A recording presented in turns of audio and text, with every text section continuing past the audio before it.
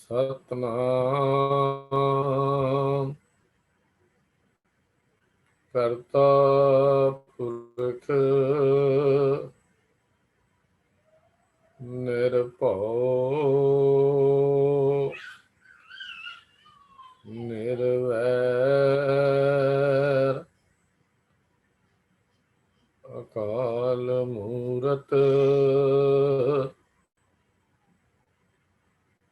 ਅਜੂਨੀ ਸੈਭੰ ਗੁਰ ਪ੍ਰਸਾਦ।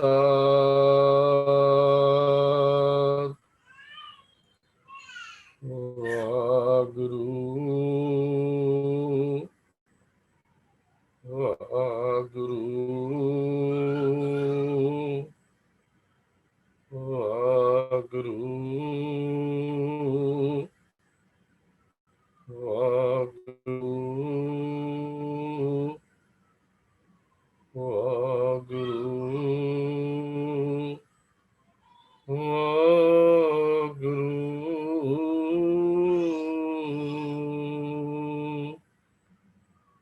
ਵਾਹਿਗੁਰੂ ਜੀ ਕਾ ਖਾਲਸਾ, ਵਾਹਿਗੁਰੂ ਜੀ ਕੀ ਫਤਿਹ। ਸਨਮਾਨਯੋਗ ਅੱਜ ਦੀ ਇਸ ਗੁਰਮਤਿ ਕਲਾਸ ਵਿੱਚ ਹਾਜ਼ਰੀ ਭਰ ਰਹੇ ਗੁਰੂ ਸਵਾਰਿਓ, ਪਿਛਲੇ ਹਫ਼ਤੇ ਅਸੀਂ ਇੱਕ ਵਿਸ਼ਾ ਸ਼ੁਰੂ ਕੀਤਾ, ਜਗਤ ਅਖਾੜਾ। ਇਸ ਸੰਸਾਰ ਉਸ ਕਰਤਾਰ ਦਾ ਰਚਿਆ ਹੋਇਆ ਇੱਕ ਅਖਾੜਾ ਹੈ। ਇਸ ਅਖਾੜੇ ਵਿੱਚ ਉਸ ਦਤਾਰ ਦੇ ਭੇਜੇ ਹੋਏ ਜੀਵ ਸੰਸਾਰ ਵਿੱਚ ਆਉਂਦੇ ਹਨ ਔਰ ਆਪੋ ਆਪਣਾ ਕੰਮ ਜਿਹੜਾ ਕਰਦੇ ਹਨ। ਇਸ ਅਖਾੜੇ ਵਿੱਚ ਇੱਕ ਪਾਸੇ ਛਿੰਝ ਪੈ ਰਹੀ ਹੈ, ਮਾਇਆ ਦੇ ਭਲਵਾਨ ਕਾਮ, ਕ੍ਰੋਧ, ਲੋਭ, ਮੋਹ, ਹੰਕਾਰ ਇੱਕ ਪਾਸੇ ਹਨ ਤੇ ਦੂਜੇ ਪਾਸੇ ਇੱਕ ਛੋਟਾ ਜਿਹਾ ਇਹ ਜੀਵ ਹੈ, ਇਹ ਜਿੰਦ ਹੈ, ਜਿਹੜੀ ਉਹਨਾਂ ਨਾਲ ਘੋਲ ਕਰ ਰਹੀ ਹੈ। ਜਿਹੜੇ ਜੀਵ ਆਪਣੇ ਮਨ ਦੇ ਪਿੱਛੇ ਤੁਰਦੇ ਹਨ ਉਹ ਇਹਨਾਂ ਤੋਂ ਤਕੜੀ ਕੁੱਟ ਖਾਂਦੇ ਹਨ, ਤਕੜੀ ਮਾਰ ਖਾਂਦੇ ਹਨ। ਪਰ ਜਿਹੜੇ ਬੰਦੇ ਗੁਰੂ ਦੀ ਦੱਸੀ ਇਸ ਜਗਤ ਅਖਾੜੇ ਵਿੱਚ ਗੁਰੂ ਦੀ ਦੱਸੀ ਹੋਈ ਕਾਰ ਕਰਦੇ ਹਨ, ਗੁਰੂ ਦੇ ਦੱਸੇ ਰਾਹ ਤੇ ਤੁਰਦੇ ਹਨ, ਗੱਜ ਵੱਜ ਕੇ ਟਾਕਰਾ ਕਰਦੇ ਹਨ, ਉਹ ਵੈਰੀਆਂ ਨੂੰ ਹਰਾ ਦਿੰਦੇ ਹਨ। ਇਹਦੇ ਵਿੱਚ ਅਸੀਂ ਗੁਰੂ ਨਾਨਕ ਪਾਤਸ਼ਾਹ ਦਾ ਸ਼ਲੋਕ ਜੋ ਮਲਾਰ ਰਾਗ ਵਿੱਚ ਸੀ ਉਹ ਵਿਚਾਰ ਕੀਤਾ ਸੀ ਕਿ ਸਤਿਗੁਰੂ ਜੀ ਨੇ ਉਸ ਸ਼ਲੋਕ ਰਾਹੀਂ ਇਹ ਗੱਲ ਸਮਝਾਈ ਸੀ। ਇੱਥੇ ਸੂਰਮੇ ਵੀ ਉਹਨੇ ਬਣਾਏ, ਇਸ ਜਗਤ ਅਖਾੜੇ ਵਿੱਚ ਇਹ ਚੀਜ਼ਾਂ ਵੀ ਉਸਨੇ ਬਣਾਈਆਂ। ਅਖੀਰ ਉਹ ਬੰਦਾ ਬਾਜੀ ਜਿੱਤ ਕੇ ਜਾਂਦਾ ਹੈ ਜਿਹੜਾ ਗੁਰੂ ਦੇ ਦੱਸੇ ਮਾਰਗ ਤੇ ਚੱਲਦਾ ਹੈ। ਇਹ ਜਗਤ ਉਹ ਸਿਰਜਣਹਾਰ ਵਾਹਿਗੁਰੂ ਦੀ ਖੇਡ ਹੈ, ਭਾਵੇਂ ਉਸ ਦੀ ਤਾਂ ਖੇਡ ਹੈ, ਪਰ ਇਸ ਜਗਤ ਅਖਾੜੇ ਵਿੱਚ ਸਾਡੇ ਵਰਗੇ ਜੀਵਾਂ ਲਈ ਇੱਕ ਰਣ ਭੂਮੀ ਹੈ, ਜੰਗ ਦਾ ਮੈਦਾਨ ਹੈ। ਜਿਨ੍ਹਾਂ ਬੰਦਿਆਂ ਨੂੰ ਕਮ ਸੇ ਕਮ ਇਹ ਗੱਲ ਸਮਝ ਆ ਗਈ ਕਿ ਇਹ ਜੰਗ ਦਾ ਮੈਦਾਨ ਹੈ, ਉਹਨਾਂ ਦੇ ਜੀਵਨ ਵਿੱਚੋਂ ਇਹ ਗੱਲ ਸਮਝ ਆ ਜਾਏ ਇੱਕ ਯੁੱਧ ਹੈ, ਇਹ ਜੋ ਦੌੜ ਭੱਜ ਹੈ, ਇਹ ਉਸ ਯੁੱਧ ਵਿੱਚੋਂ ਕਿਵੇਂ ਨਿਕਲ ਕੇ ਜਾਣਾ ਹੈ, ਕਿਵੇਂ ਜੀਵਨ ਦੀ ਬਾਜੀ ਜਿੱਤਣੀ ਹੈ, ਇਹ ਗੱਲਾਂ ਸਮਝਣੀਆਂ ਵੀ ਬੜੀਆਂ ਜ਼ਰੂਰੀ ਹਨ। ਯੁੱਧ ਜਿੱਤਣ ਦੀ ਖੁਸ਼ੀ ਉਦੋਂ ਹੁੰਦੀ ਜਦੋਂ ਯੁੱਧ ਖਤਮ ਹੋ ਜਾਏ। ਆਪਣੇ ਜੀਵਨ ਵਿੱਚ ਮਨੁੱਖ ਇਹ ਦਾਅਵਾ ਨਹੀਂ ਕਰ ਸਕਦਾ ਕਿ ਮੈਂ ਇਹ ਜੀਵਨ ਦੀ ਬਾਜੀ ਜਿੱਤ ਲਈ ਹੈ। ਇਹ ਗੱਲ ਭਗਤ ਜੀ ਨੇ ਵੀ ਕਹੀ ਵੀ ਹਾਲੇ ਤਾਂ ਨਾਉ ਸਮੁੰਦਰ ਵਿੱਚ ਹੈ, ਬੇੜੀ ਸਮੁੰਦਰ ਵਿੱਚ ਹੈ, ਪਤਾ ਨਹੀਂ ਕਦੋਂ ਲਹਿਰਾਂ ਆ ਜਾਣ ਤੇ ਸਮੁੰਦਰ ਵਿੱਚ ਠਿਲ ਰਹੀ ਇਹ ਬੇੜੀ ਉਹਨਾਂ ਲਹਿਰਾਂ ਦੇ ਭੇਟ ਚੜ ਜਾਏ। ਇਹ ਜੀਵਨ ਇਹ ਬੇੜੀ ਵਰਗਾ ਹੈ ਤੇ ਇਸ ਜਗਤ ਦੇ ਸਮੁੰਦਰ ਵਿੱਚੋਂ ਕਾਮ ਦੀਆਂ, ਕ੍ਰੋਧ ਦੀਆਂ, ਲੋਭ ਦੀਆਂ, ਮੋਹ ਦੀਆਂ, ਹੰਕਾਰਾਂ ਜੋ ਲਹਿਰਾਂ ਉੱਠ ਰਹੀਆਂ ਹਨ, ਪਤਾ ਨਹੀਂ ਇਨਸਾਨ ਦੀ ਇਸ ਜ਼ਿੰਦਗੀ ਵਿੱਚੋਂ ਕਦੋਂ ਇਹ ਉਹਨਾਂ ਦੀ ਭੇਟਾ ਜਿਹੜੀ ਹੈ ਚੜ ਜਾਏ। ਤਾਂ ਇਸ ਵਾਸਤੇ ਇਹ ਗੱਲ ਅਸੀਂ ਕਰਨੀ ਹੈ ਵੀ ਇਹ ਜਗਤ ਅਖਾੜਾ ਹੈ। ਇਸ ਜਗਤ ਵਿੱਚ ਅਸੀਂ ਜੀਵਨ ਦੀ ਬਾਜੀ ਜਿੱਤਣੀ ਹੈ, ਔਰ ਜੀਵਨ ਦੀ ਬਾਜੀ ਜਿੱਤ ਕੇ ਅਸੀਂ ਇਸ ਜਗਤ ਅਖਾੜੇ ਤੋਂ ਜਾਣਾ ਹੈ। ਜਦੋਂ ਇਹ ਗੱਲ ਸਮਝ ਆ ਜਾਏਗੀ, ਉਦੋਂ ਇਸ ਕਰਤਾਰ ਦੀ ਖੇਡ ਜਗਤ ਅਖਾੜੇ ਵਿੱਚੋਂ ਅਸੀਂ ਸੁਰਖਰੂ ਹੋ ਕੇ ਜਾਵਾਂਗੇ। ਇਹ ਜਦੋਂ ਗੱਲ ਸਮਝ ਆ ਜਾਏਗੀ, ਤਾਂ ਜਿਨ੍ਹਾਂ ਦੇ ਹਥਿਆਰ ਸੁੱਟ ਦਿੱਤੇ ਇਹਦੇ ਅੱਗੇ, ਜਿਨ੍ਹਾਂ ਨੇ ਇਹਦੇ ਅੱਗੇ ਹਥਿਆਰ ਸੁੱਟ ਦਿੱਤੇ, ਉਦੋਂ ਗੱਲ ਤਾਂ ਬਣਨੀ ਨਹੀਂ। ਤਾਂ ਭਗਤ ਜੀ ਨੇ ਜਿਹੜੇ ਬਚਨ ਕਹੇ ਵੀ ਐਵੇਂ ਜੀਵਨ ਵਿੱਚ ਹੰਕਾਰ ਨਾ ਕਰ, ਇਸ ਜੀਵਨ ਵਿੱਚ ਅਭਿਮਾਨ ਦੀਆਂ ਟੀਸੀਆਂ ਤੇ ਨਾ ਚੜ, ਇਸ ਜੀਵਨ ਵਿੱਚ ਕਿਸੇ ਦੀ ਗਰੀਬੀ ਨੂੰ ਦੇਖ ਕੇ ਕਿਤੇ ਮਜ਼ਾਕ ਨਾ ਉਡਾ ਬੈਠੀ। ਪਤਾ ਨਹੀਂ ਇਹ ਜੀਵਨ ਦੀ ਇਹ ਬਾਜੀ ਕਦੋਂ ਹਾਰ ਜਾਏਗਾ, ਕਦੋਂ ਇਹ ਨਾਵ ਤੇਰੀ ਸਮੁੰਦਰ ਵਿੱਚ ਡੁੱਬ ਜਾਏਗੀ। ਕਬੀਰ ਗਰਭ ਨਾ ਕੀਜੀਐ, ਰੰਕ ਨਾ ਹਸੀਐ ਕੋਏ, ਅਜੋ ਸੋ ਨਾਉ ਸਮੁੰਦਰ ਮੈਂ, ਕਿਆ ਜਾਣੋ ਕਿਆ ਹੋਏ। ਇਹ ਭਗਤ ਜੀ ਨੇ ਸ਼ਲੋਕ ਲਿਖਿਆ, 39 ਨੰਬਰ ਸ਼ਲੋਕ ਹੈ ਜੋ ਭਗਤ ਜੀ ਨੇ ਇਹ ਦਰਜ ਕੀਤਾ। ਗੁਰੂ ਅਰਜਨ ਦੇਵ ਮਹਾਰਾਜ ਨੇ ਸ਼ਲੋਕ ਜਿਹੜੇ ਦੋ ਭਗਤਾਂ ਦੇ ਸੰਗ੍ਰਹਿ ਹੈ ਉਹਦੇ ਵਿੱਚ। ਤਾਂ ਭਗਤ ਕਬੀਰ ਜੀ ਨੇ ਇਸ ਜਗਤ ਦਾ ਸਹੀ ਸਰੂਪ ਨੂੰ ਵੇਖਿਆ ਤੇ ਆਖਿਆ, ਜਿਨ੍ਹਾਂ ਨੇ ਮਾਇਆ ਦੇ ਅੱਗੇ ਆਪਣੇ ਹਥਿਆਰ ਸੁੱਟ ਦਿੱਤੇ ਉਹ ਤਾਂ ਬੇਫਿਕਰ ਹੋ ਗਏ। ਉਹਨਾਂ ਨੂੰ ਕੋਈ ਨਹੀਂ, ਧਰਮ ਦੀ ਦੁਨੀਆ ਦਾ ਵਿਸ਼ਵਾਸ ਤਾਂ ਭਰੋਸਾ ਹੀ ਨਹੀਂ ਹੈ। ਪਰ ਮੈਨੂੰ ਇਸ ਗੱਲ ਦੀ ਸਮਝ ਆ ਗਈ ਹੈ, ਜਿਸ ਦਾ ਮੈਂ ਹੁਣ ਉਹਦੇ ਭੁਲੇਖੇ ਵਿੱਚ ਨਹੀਂ ਪੈਣਾ, ਨਾ ਹੀ ਮੈਂ ਇਸ ਮਾਇਆ ਦੇ ਅੱਗੇ ਆਪਣੇ ਹਥਿਆਰ ਸੁੱਟਣੇ ਹਨ। ਇਹ ਵਿਚਾਰ ਵੀ ਆਪਾਂ ਪਿਛਲੇ ਹਫ਼ਤੇ ਕੀਤੀ ਸੀ। ਕਬੀਰ ਜਿਹਨੂੰ ਕਿਛੂ ਜਾਣਿਆ ਨਹੀਂ, ਤਿਨ ਸੁਖ ਨੀਂਦ ਵਿਹਾਏ, ਹਮਹੂ ਜੋ ਬੂਝਣਾ ਪੂਰੀ ਪਰੀ ਬੁਲਾਏ। ਇਹ ਪਿਛਲੇ ਹਫ਼ਤੇ ਅਸੀਂ ਵਿਚਾਰ ਜਿਹੜੀ ਹੈ ਇਸ ਸ਼ਲੋਕ ਦੀ ਕਰ ਚੁੱਕੇ ਹਾਂ। ਤਾਂ ਭਗਤ ਜੀ ਦੇ 3 ਸ਼ਲੋਕਾਂ ਦੀ ਵਿਚਾਰ ਵੀ ਅਸੀਂ ਨਾਲ ਨਾਲ ਕੀਤੀ ਸੀ। ਪਰ ਹੁਣ ਅੱਗੇ ਇਸ ਤੋਂ ਤੁਰੀਏ। ਦੁਨੀਆ ਵਿੱਚ ਬਹੁਤ ਥੋੜੇ ਐਸੇ ਬੰਦੇ ਹਨ ਜੋ ਜ਼ਿੰਦਗੀ ਦੇ ਘੋਲ ਨੂੰ ਉਸ ਨੀਜ਼ ਨਾਲ ਵੇਖਦੇ ਹਨ ਜਿਸ ਨੂੰ ਭਗਤ ਕਬੀਰ ਜੀ ਨੇ ਵੇਖਿਆ ਹੈ। ਆਮ ਤੌਰ ਤੇ ਲੋਕ ਜੀਵਨ ਬਾਰੇ ਅਜਿਹੀ ਵਿਚਾਰ ਨੂੰ ਬੇਲੋੜੀਆਂ ਵਿਚਾਰਾਂ ਘੁੰਤਰਾਂ ਆਖ ਕੇ ਹੀ ਗੱਲ ਰੱਦ ਕਰ ਦਿੰਦੇ ਹਨ ਆਮ ਤੌਰ ਤੇ। ਪਰ ਭਗਤ ਜੀ ਨੇ ਜਿਹੜੀਆਂ ਵਿਚਾਰਾਂ ਦਿੱਤੀਆਂ ਨੇ ਉਹ ਬੜੀਆਂ ਕਮਾਲ ਦੀਆਂ ਹਨ। ਵੀ ਜੀਵਨ ਸੰਗਰਾਮ ਨੂੰ ਜਿੱਤਣਾ ਕਿਵੇਂ ਹੈ, ਕਿਵੇਂ ਜਿੱਤਾਂਗੇ, ਕਿਵੇਂ ਰਚਾਂਗੇ। ਕਿ ਦੁਨੀਆ ਰੰਗ ਰਲੀਆਂ ਵਿੱਚ ਮਨਾ ਕੇ ਜਿੱਤ ਜਾਵਾਂਗੇ, ਕਿ ਦੁਨੀਆ ਦੇ ਖੇਡ ਤਮਾਸ਼ਿਆਂ ਮੰਦਰ ਅਸੀਂ ਜੀਵਨ ਸੰਗਰਾਮ ਨੂੰ ਜਿੱਤ ਜਾਵਾਂਗੇ। ਜੀਵਨ ਦੇ ਅਖਾੜੇ ਵਿੱਚ ਘੁਲਣ ਨਹੀਂ ਆਏ ਹਾਂ ਕਿ ਅਸੀਂ ਜੀਵਨ ਜਿੱਤ ਕੇ ਜਾਵਾਂਗੇ। ਜਰਾ ਖਿਆਲ ਕਰੀਏ, ਥੋੜਾ ਜਿਹਾ ਹੁਣ ਇਸ ਪਾਸੇ ਨੂੰ ਚਲੀਏ। ਇਹ ਜੀਵਨ ਵਿੱਚ ਰੰਗ ਰਲੀਆਂ ਜੀਵਨ ਦਾ ਨਿਸ਼ਾਨਾ ਨਹੀਂ ਹੈ। ਰੰਗ ਰਲੀਆਂ ਤਾਂ ਉਹ ਪਠਾਨ ਵੀ ਮਨਾਉਂਦੇ ਸਨ, ਜਿਨ੍ਹਾਂ ਨੂੰ ਗੁਰੂ ਨਾਨਕ ਪਾਤਸ਼ਾਹ ਜੀ ਨੇ ਬਾਬਰ ਬਾਣੀ ਦੇ ਉਹ ਗੱਲਾਂ ਸਾਡੇ ਸਾਹਮਣੇ ਰੱਖੀਆਂ, ਉਹਨਾਂ ਦੀ ਹਾਲ ਸਾਡੇ ਸਾਹਮਣੇ ਬਿਆਨ ਕੀਤੀ।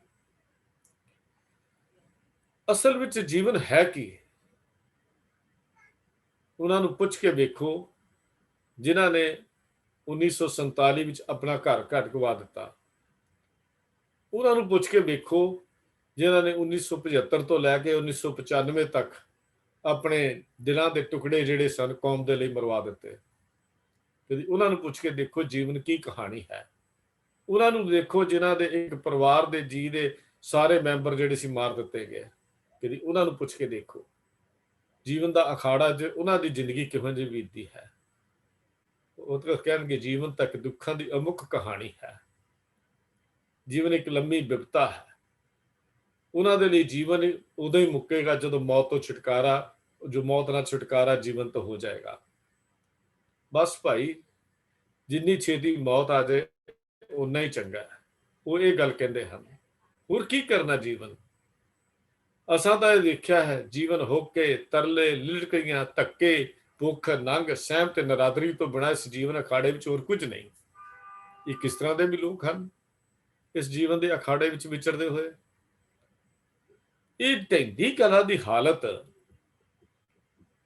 ਜੋ ਇਹ ਢਹਿੰਦੀ ਕਲਾ ਦੀ ਹਾਲਤ ਹੈ, ਇਹਨੂੰ ਅਸੀਂ ਡਿੱਗਦੀ, ਢਹਿੰਦੀ, ਨਿੱਘਰ ਹਾਲਤ ਕਹਿੰਦੇ ਹਾਂ। ਜਦੋਂ ਇਹ ਹਾਲਤ ਹੋ ਜਾਂਦੀ ਹੈ, ਇਹ ਰੰਗ ਨਲੀਆਂ ਬਣਾਉਣ ਨਾਲੋਂ ਵੀ ਜ਼ਿਆਦਾ ਖਤਰਨਾਕ ਹੈ। ਜਦੋਂ ਜੀਵਨ ਵਿੱਚ ਨਿਰਾਸ਼ਤਾ ਆ ਜਾਏ, ਜੀਵਨ ਜਿਉਣ ਦਾ ਢੰਗ ਭੁੱਲ ਜਾਏ, ਜੀਵਨ ਜਿਉਣ ਦੀ ਕਹਾਣੀ, ਜੀਵਨ ਜਿਉਣਾ ਨਾ ਚਾਹੀਏ, ਜਿਹਨੂੰ ਅਸੀਂ ਡਿਪਰੈਸ਼ਨ ਦੂਜੇ ਲਫ਼ਜ਼ਾਂ 'ਚ ਕਹਿ ਦਿੰਦੇ ਹਾਂ, ਇਹ ਨਿਰਾਸ਼ਤਾ ਦੀ ਇੱਕ ਐਸੀ ਡੂੰਘੀ ਖੱਡ ਹੈ ਜਿਹਦੇ ਵਿੱਚੋਂ ਮਨੁੱਖ ਨੂੰ ਆਪਣੇ ਆਤਮਿਕ ਜੀਵਨ ਲਈ ਫਿਰ ਕੋਈ ਦਿਲਚਸਪੀ ਨਹੀਂ ਹੁੰਦੀ, ਕੋਈ ਇੰਟਰਸਟ ਨਹੀਂ ਹੁੰਦਾ।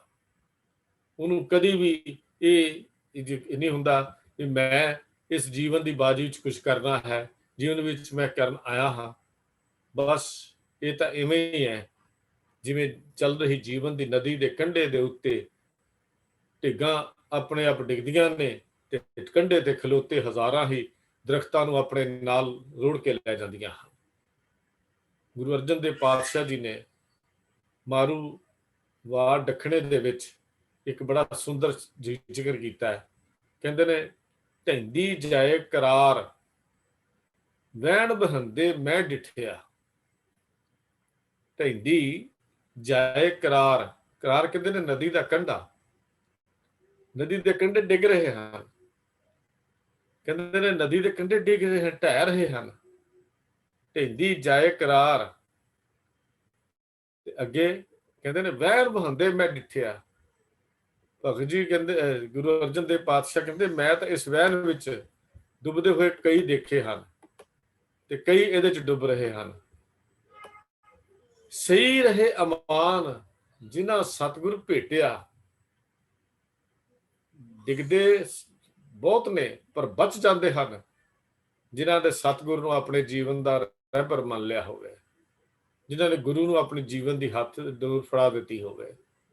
ਤਾਂ ਜੀਵਨ ਅਖਾੜੇ ਵਿੱਚ ਦੋ ਤਰ੍ਹਾਂ ਦੇ ਲੋਕ ਮਿਲਦੇ ਹਨ। ਇੱਕ ਉਹ ਨੇ ਜਿਹੜੇ ਐਸ਼ ਇਸ਼ਰਤ ਵਿੱਚ ਜ਼ਿੰਦਗੀ ਨੂੰ ਗੁਜ਼ਾਰਦੇ ਹਨ, ਇੱਕ ਉਹ ਨੇ ਜਿਹੜੇ ਬਿਲਕੁਲ ਢਹਿੰਦੀ ਕਲਾ ਵਿੱਚ ਜਾ ਕੇ ਆਪਣੀ ਜ਼ਿੰਦਗੀ ਦੀ ਆਪਣੀ ਨਿਰਾਸ਼ਤਾ ਜੀ ਪੱਲੇ ਬੰਨ ਲੈਂਦੇ ਹਨ। ਆਓ ਜ਼ਰਾ ਝਾਤ ਮਾਰੀਏ ਇਹਨਾਂ ਦੇ ਜੀਵਨ ਕਹਾਣੀ ਵੱਲ ਵੇਖੀਏ। ਜਿਹੜੇ ਬੰਦੇ ਧਾਰਮਿਕ ਤੌਰ ਦੇ ਉੱਤੇ ਧਾਰਮਿਕ ਦੁਨੀਆ ਨੂੰ ਵੀ ਜ਼ਰਾ ਦੇਖ ਲੈਂਦੇ ਹਾਂ। ਧਾਰਮਿਕ ਦੁਨੀਆ ਦੇ ਵਿੱਚ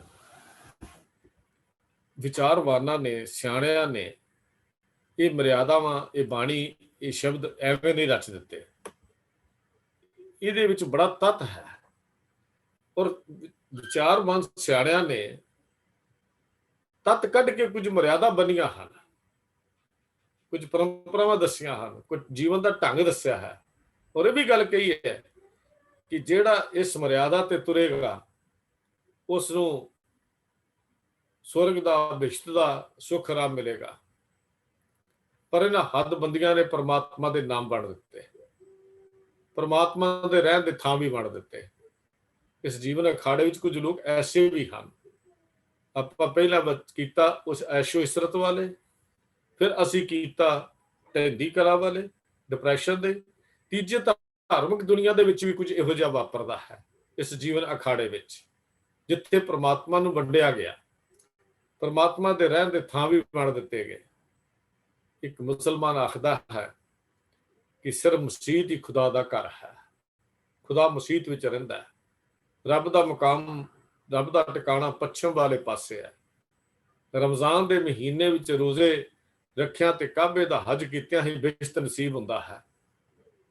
ਉਹਦੇ ਵਿਚਾਰ ਇਹ ਹਨ ਵੀ ਰਮਜ਼ਾਨ ਦੇ ਮਹੀਨੇ ਵਿੱਚ ਜਦ ਤੱਕ ਰੋਜ਼ੇ ਨਹੀਂ ਰੱਖਦੇ, ਜਦ ਤੱਕ ਅਸੀਂ ਹਜ ਨਹੀਂ ਕਰਦੇ, ਉਨੀ ਤੱਕ ਬਿਸ਼ਤ ਨਸੀਬ ਨਹੀਂ ਹੁੰਦਾ। ਬ੍ਰਾਹਮਣ ਕੀ ਕਹਿੰਦਾ? ਕਹਿੰਦਾ ਹਰੀ ਦਾ ਪਰਮਾਤਮਾ ਦਾ ਵਾਸਾ ਦੱਖਣ ਦੇਸ਼ ਵਿੱਚ ਦਵਾਰਕਾ ਵਿੱਚ ਹੈ। 24 ਇਕਾਦਸ਼ੀਆਂ ਦੇ ਵਰਤ ਰੱਖਣੇ, ਜਗਨਨਾਥ ਦੇ ਤੀਰਥਾਂ ਦਾ ਇਸ਼ਨਾਨ ਕਰਨਾ, ਇਹਨਾਂ ਦਾ ਕਰਨਾ ਕਹਿੰਦਾ ਸਵਰਗ ਮਿਲ ਜਾਏਗਾ, ਬੈਕੁੰਠ ਮਿਲਦਾ ਹੈ। ਸ਼ਰਅ ਤੇ ਕਰਮਕਾਂਡ ਦੇ ਪ੍ਰਚਾਰਕ ਇਸ ਗੱਲ ਤੇ ਵੀ ਜ਼ੋਰ ਦਿੰਦੇ ਨੇ, ਇਸ ਗੱਲ ਤੇ ਵੀ ਜ਼ੋਰ ਦਿੰਦੇ ਹਨ। ਸੋ ਮਨੁੱਖ ਦੀ ਮਰਿਆਦਾ ਕਿੱਥੇ ਖੜੀ ਹੈ? ਮਨੁੱਖ ਦੀ ਮਰਿਆਦਾ ਕਿੱਥੇ ਖੜੀ ਹੈ? ਦੇਖਣ ਦੀ ਕਹਾਣੀ ਇਹ ਹੈ, ਮਨੁੱਖ ਦੀ ਮਰਿਆਦਾ ਕਿੱਥੇ ਖੜੀ ਹੈ, ਇਹ ਧਾਰਮਿਕ ਦੁਨੀਆ ਕਿੱਥੇ ਖੜੀ ਹੈ। ਭਾਵੇਂ ਕਿੰਨਾ ਉੱਚਾ ਸੁੱਚਾ ਜੀਵਨ ਬਣਾਉਣ ਦਾ ਯਤਨ ਕਰੇ, ਸ੍ਰਿਸ਼ਟੀ ਦੀ ਸੇਵਾ ਦਾ ਉਦਮ ਕਰੇ, ਉਹਦੇ ਸਾਰੇ ਉਦਮ ਵਿਅਰਥ ਨੇ, ਕਿਉਂਕਿ ਇਹਨਾਂ ਦੀ ਮੱਤ, ਇਹਨਾਂ ਦੀ ਸ਼ਰ੍ਹਾ ਜਿਹੜੀ ਹੈ ਉਹ ਗੱਲ ਕਹਿੰਦੀ ਹੈ ਵੀ ਇਹ ਇਸ ਤਰ੍ਹਾਂ ਰੱਬ ਮਿਲ ਨਹੀਂ ਸਕਦਾ, ਇਸ ਤਰ੍ਹਾਂ ਰੱਬ ਦੀ ਪ੍ਰਾਪਤੀ ਹੋ ਨਹੀਂ ਸਕਦੀ। ਦੇਖੋ,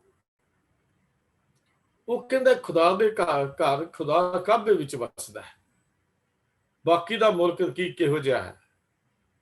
ਸੋ ਮੁਸਲਮਾਨ ਦਾ ਇਹ ਅਕੀਦਾ ਗਲਤ ਹੈ ਵੀ ਖੁਦਾ ਕਾਬੇ ਵਿੱਚ ਵਸਦਾ ਹੈ। ਹਿੰਦੂ ਪਰਮਾਤਮਾ ਨੂੰ ਦਾ ਨਿਵਾਸ ਮੂਰਤੀ ਵਿੱਚ ਸਮਝਦਾ ਹੈ। ਇਸ ਤਰ੍ਹਾਂ ਦੋਨਾਂ ਵਿੱਚੋਂ ਅਸਲ ਵਿੱਚ ਪਰਮਾਤਮਾ ਕਿਸੇ ਨੇ ਨਹੀਂ ਦੇਖਿਆ। ਜੀਵਨ ਅਖਾੜੇ ਵਿੱਚ ਉਹਨਾਂ ਨੇ ਸ਼ਾਇਦ ਉਸ ਕਰਤਾਰ ਦਾ ਦੀਦਾਰ ਨਹੀਂ ਕੀਤਾ ਜਿਨ੍ਹਾਂ ਨੇ ਇਹ ਜੜੀਆਂ ਬੰਦੀਆਂ ਬੰਨ ਦਿੱਤੀਆਂ। ਹਿੰਦੂ ਕਹਿੰਦਾ ਹਰੀ ਦਾ ਨਿਵਾਸ ਜਗਨਨਾਥਪੁਰੀ ਵਿੱਚ ਹੈ, ਮੁਸਲਮਾਨ ਆਖਦਾ ਖੁਦਾ ਦਾ ਘਰ ਪੱਛਮ ਵਾਲੇ ਪਾਸੇ ਹੈ। ਪਰ ਇਹ ਸੱਜਣਾ, ਆਪਣੇ ਦਿਲ ਨੂੰ ਜ਼ਰਾ ਖੋਜ ਕੇ ਦੇਖ, ਦਿਲ ਦੀ ਗੱਲ ਦੇਖ, ਉਹਦਾ ਨਿਵਾਸ ਤਾਂ ਤੇਰੇ ਦਿਲ ਵਿੱਚ ਹੈ, ਦਿਲ ਉਹਦਾ ਟਿਕਾਣਾ ਹੈ, ਉਹਦਾ ਘਰ ਤੇਰਾ ਦਿਲ ਹੈ। ਕਦੀ ਅੰਦਰ ਝਾਤ ਮਾਰੀ, ਕਦੀ ਅੰਦਰ ਖੋਲ ਕੇ ਦੇਖਿਆ? ਕਿਉਂ ਭੁਲੇਖਿਆਂ ਵਿੱਚ ਫਸ ਗਿਆ? ਕਿਉਂ ਇਸ ਭੁਲੇਖੇ ਵਿੱਚ ਫਸੇ ਰਹੇ? ਅਖੀਰ ਗੱਲ ਕਹਿੰਦੇ ਕਬੀਰ ਜੀ, ਉਹ ਭਾਈ, ਉਹ ਨਰ ਨਾਰੀਓ ਸੁਣੋ ਇੱਕ ਗੱਲ, ਉਹ ਦੁਨੀਆ ਦੇ ਲੋਕੋ ਇੱਕ ਗੱਲ ਸੁਣ ਲਓ, ਪਰਮਾਤਮਾ ਦੀ ਸ਼ਰਨ ਵਿੱਚ ਪਵੋ। ਉਸ ਪਰਮਾਤਮਾ ਨੂੰ, ਉਹੀ ਅੱਲਾਹ ਹੈ, ਉਹੀ ਰਾਮ ਹੈ, ਉਹ ਰੱਬ ਦਿਓ ਬੰਦਿਓ, ਨਾਮ ਜਪੋ, ਵਿਸ਼ਵਾਸ ਰੱਖੋ, ਇਸ ਸੰਸਾਰ ਸਾਗਰ ਤੋਂ ਤਾਂ ਤਰਿਆ ਜਾ ਸਕਦਾ ਹੈ। ਤਾਂ ਗੱਲ ਬੜੀ ਸਪਸ਼ਟ ਸੀ ਕਿ ਧਾਰਮਿਕ ਦੁਨੀਆ ਦਾ ਇਹ ਵਿਸ਼ਵਾਸ ਕਿ ਰੱਬ ਨੂੰ ਇੱਕ ਥਾਂ ਤੇ ਬੰਨ੍ਹ ਕੇ ਰੱਖ ਦਈਏ, ਇੱਕ ਸ਼ਰ੍ਹਾ ਵਿੱਚ ਬੰਨ੍ਹ ਦਈਏ, ਇਹ ਵੀ ਜਗਤ ਅਖਾੜੇ ਵਿੱਚ ਹਾਰ ਹੈ, ਜਗਤ ਅਖਾੜੇ ਵਿੱਚ ਜਿੱਤ ਨਹੀਂ ਹੈ। ਹੁਣ ਅਸੀਂ ਇਹ ਗੱਲ ਕਹਿ ਦਈਏ ਕਿ ਸਿੱਖ ਕਹਿਣ ਲੱਗ ਪਏ ਰੱਬ ਤਾਂ ਸਿਰਫ ਦਰਬਾਰ ਸਾਹਿਬ ਵਿੱਚ ਹੈ, ਜੇ ਇਹੋ ਹੀ ਭਰੋਸਾ ਰੱਖ ਕੇ ਬੈਠ ਜਾਏ ਤਾਂ ਇਹ ਵੀ ਜੀਵਨ ਦੀ ਬਾਜੀ ਹਾਰ ਜਾਵਾਂਗੇ, ਕਿਉਂਕਿ ਰੱਬ ਸਰਵ ਵਿਆਪਕ ਹੈ। ਰੱਬ ਨੂੰ ਸਰਵ ਵਿਆਪਕ ਸਮਝਣਾ ਸਭ ਤੋਂ ਪਹਿਲਾਂ ਜ਼ਰੂਰੀ ਚੀਜ਼ ਹੈ। ਜਦ ਤੱਕ ਰੱਬ ਨੂੰ ਸਰਵ ਵਿਆਪਕ ਨਹੀਂ ਸਮਝਿਆ ਜਾਂਦਾ, ਉਦੋਂ ਤੱਕ ਇਹ ਜੀਵਨ ਦੇ ਇਸ ਅਖਾੜੇ ਵਿੱਚ ਜਿੱਤ ਦੀ ਕਹਾਣੀ ਵੀ ਸਾਨੂੰ ਸਮਝ ਨਹੀਂ ਆ ਸਕਦੀ। ਜਦ ਇਹ ਸ਼ਰੀ ਤੇ ਕਰਮਕਾਰੀ ਲੋਕ ਪਰਮਾਤਮਾ ਨੂੰ ਇਹੋ ਜਿਹਾ ਤੰਗ ਦਿਲ ਤੇ ਪੱਖਪਾਤੀ ਦੱਸਣ ਲੱਗ ਪੈਂਦੇ ਹਨ, ਧਰਮ ਤੇ ਸੁੱਚਾ ਪਰਮਾਤਮਾ ਤੋਂ ਲਾਂਭੇ ਕਰ ਦਿੰਦੇ ਹਨ। ਅਸਲ ਵਿੱਚ ਉਹਨਾਂ ਨੂੰ ਨਾ ਧਰਮ ਦਾ ਪਤਾ ਹੈ, ਨਾ ਕਿਰਦਾਰ ਦਾ ਪਤਾ ਹੈ। ਜਿਸ ਦੇਸ਼ ਵਿੱਚ ਵੀ ਹੋਏ, ਆਪੋ ਵਿੱਚ ਖਹਿ ਕੇ ਲੜ ਕੇ ਚਲੇ ਗਏ। ਖਿਆਲ ਕਰਨਾ, ਜਿੱਥੇ ਇਹੋ ਜਿਹੀ ਕੱਟੜਤਾ ਹੋਵੇਗੀ, ਜਿੱਥੇ ਇਹੋ ਜਿਹਾ ਵਿਸ਼ਵਾਸ ਹੋਵੇਗਾ, ਜਿੱਥੇ ਇਹੋ ਜਿਹੇ ਵਿਚਾਰ ਧਾਰਮਿਕ ਦੁਨੀਆ ਦੇ ਹੋਣਗੇ, ਉੱਥੋਂ ਦੀ ਖਲਕਤ, ਉੱਥੋਂ ਦੀ ਦੁਨੀਆ ਦੇ ਵਿੱਚ, ਉੱਥੋਂ ਦੀ ਪਰਜਾ ਦੇ ਵਿੱਚ ਸ਼ਾਮਤ ਆ ਜਾਏਗੀ, ਉੱਥੋਂ ਦੀ ਪਰਜਾ 'ਚ ਸ਼ਾਮਤ ਆ ਜਾਏਗੀ। ਦੇਖੋ, ਆਪਣੇ ਹਿੰਦੁਸਤਾਨ ਦੇ, ਭਾਰਤ ਦੇ ਇਤਿਹਾਸ ਨੂੰ ਪੜ੍ਹ ਕੇ ਦੇਖੋ। ਬਾਬਰ ਆਇਆ, ਕੀ ਕੁਝ ਨਹੀਂ ਹੋਇਆ। ਔਰੰਗਜ਼ੇਬ ਨੇ ਕੀ ਜ਼ੁਲਮ ਨਾ ਕੀਤੇ, ਬਾਪ ਤੱਕ ਨਾ ਛੱਡਿਆ, ਭਰਾ ਤੱਕ ਨਾ ਛੱਡੇ, ਭੈਣ ਤੱਕ ਨਾ ਛੱਡੀ। ਇੱਥੋਂ ਤੱਕ ਜ਼ੁਲਮ ਜਿਹੜੇ ਸੀ ਪਰਜਾ ਦੇ ਉੱਤੇ ਕਮਾ ਦਿੱਤੇ ਗਏ। ਤੇ ਦੁਨੀਆ ਦੇ ਉੱਤੇ ਤਾਂ ਜੇ ਇਹ ਕੰਮ ਨਾ ਹੁੰਦਾ, ਜੇ ਔਰੰਗਜ਼ੇਬ ਦੀ ਵਿਚਾਰਧਾਰਾ ਇਸ ਤਰ੍ਹਾਂ ਦੀ ਨਾ ਹੁੰਦੀ, ਤਾਂ ਸਾਹਿਬਜ਼ਾਦਿਆਂ ਦੀ ਸ਼ਹਾਦਤ ਵੀ ਉਹ ਸ਼ਾਇਦ ਨਾ ਕਰਦਾ, ਕਿਉਂਕਿ ਉਹਦਾ ਵਿਚਾਰ ਸੀ ਕਿ ਸਿਰਫ ਇਸਲਾਮ ਦਾ ਝੰਡਾ ਝੁੱਲਣਾ ਚਾਹੀਦਾ ਹੈ, ਸਿਰਫ ਸ਼ਰਅ ਦਾ ਝੰਡਾ ਝੁੱਲਣਾ ਚਾਹੀਦਾ ਹੈ। ਗੁਰੂ ਗੋਬਿੰਦ ਸਿੰਘ, ਗੁਰੂ ਨਾਨਕ ਦੀ ਵਿਚਾਰਧਾਰਾ ਜੋ ਆਜ਼ਾਦੀ ਦੀ ਪ੍ਰਤੀਕ ਹੈ, ਜੋ ਮਨੁੱਖਤਾ ਨੂੰ ਜੀਵਨ ਦਾ ਰਾਹ ਦੱਸਦੀ ਹੈ, ਰਹਿਬਰ ਨੂੰ ਮਿਲਣ ਦਾ ਢੰਗ ਦੱਸਦੀ ਹੈ, ਉਹ ਵਿਚਾਰਧਾਰਾ ਨਹੀਂ, ਕੇਵਲ ਇੱਕ ਵਿਚਾਰਧਾਰਾ ਹੋਣੀ ਚਾਹੀਦੀ ਹੈ। ਇਹੋ ਹੀ ਕਾਰਨ ਹੋਇਆ ਕਿ ਆਨੰਦਗੜ੍ਹ ਦਾ ਕਿਲ੍ਹਾ ਖਾਲੀ ਕਰਨਾ ਪਿਆ। ਇਹੋ ਕਾਰਨ ਸੀ ਕਿ ਉਹਨਾਂ ਨੂੰ ਚਮਕੌਰ ਦੀ ਲੜਾਈ ਵਿੱਚ ਸ਼ਹੀਦ ਕਰਨਾ ਪਿਆ। ਇਹੋ ਕਾਰਨ ਸੀ ਸਰਹੰਦ ਦੀਆਂ ਦੀਵਾਰਾਂ ਵਿੱਚ ਚਿਣ ਕੇ ਉਹ ਸ਼ਹੀਦ ਕਰ ਦਿੱਤੇ ਗਏ। ਪਰ ਦੇਖਣਾ, ਇੱਕ ਪਾਸੇ ਉਹ ਸ਼ਰਅ ਦਾ ਸਿਖਰ ਹੈ, ਇੱਕ ਪਾਸੇ ਜੀਵਨ ਦਾ ਤੱਤ ਹੈ, ਜੀਵਨ ਦਾ ਮੂਲ ਹੈ। ਸ਼ਹਾਦਤ ਵਿੱਚ ਜੀਵਨ ਦਾ ਤੱਤ ਸੀ। ਆਓ ਜ਼ਰਾ ਵਿਚਾਰ ਕਰ, ਸ਼ਹਾਦਤ ਪਿੱਛੇ ਕੀ ਸੀ? ਇਹਨਾਂ ਦੀ ਸ਼ਹਾਦਤ ਪਿੱਛੇ ਮੂਲ ਪਛਾਣਨ ਦੀ ਗੱਲ ਸੀ। ਜਿਨ੍ਹਾਂ ਨੇ ਮੂਲ ਪਛਾਣਿਆ ਉਹ ਕੁਰਬਾਨ ਹੋ ਜਾਂਦੇ ਹਨ। ਜਿਨ੍ਹਾਂ ਮੂਲ ਪਛਾਣਿਆ, ਜਿਨ੍ਹਾਂ ਨੇ ਮੂਲ ਦੀ ਪਹਿਚਾਣ ਨਾ ਕੀਤੀ, ਮੂਲ ਨਾ ਪਛਾਣ ਸਕੇ, ਮਨ ਤੂੰ ਜੋਤ ਸਰੂਪ ਹੈ, ਆਪਣਾ ਮੂਲ ਪਛਾਣਨ ਦੀ ਗੱਲ ਨਾ ਸਮਝ ਆਈ, ਮਨ ਹਰ ਜੀ ਤੇਰੇ ਨਾਲ ਹੈ ਦੀ ਗੱਲ ਨਾ ਸਮਝ ਆਈ, ਉਹਨਾਂ ਨੇ ਜੀਵਨ ਦੇ ਵਿੱਚ ਕੱਟੜਤਾ ਤੇ ਧਾਰਮਿਕ ਤੌਰ ਦੇ ਉੱਤੇ ਆਪਣੇ ਕਾਨੂੰਨੀ ਸ਼ਰ੍ਹਾ ਦੀਆਂ ਜਿਹੜੀਆਂ ਸੀਗੀਆਂ ਉਹਦੇ ਮੁਤਾਬਕ ਦੂਜਿਆਂ ਨੂੰ ਕੁਚਲਣ ਦਾ ਯਤਨ ਜਿਹੜਾ ਕਰ ਲਿੱਤਾ। ਪਰ ਇੱਧਰ ਇਹਨਾਂ ਨੇ ਆਪਣਾ ਮੂਲ ਪਛਾਣਿਆ। ਉਹ ਮੂਲ ਕੀ ਸੀ?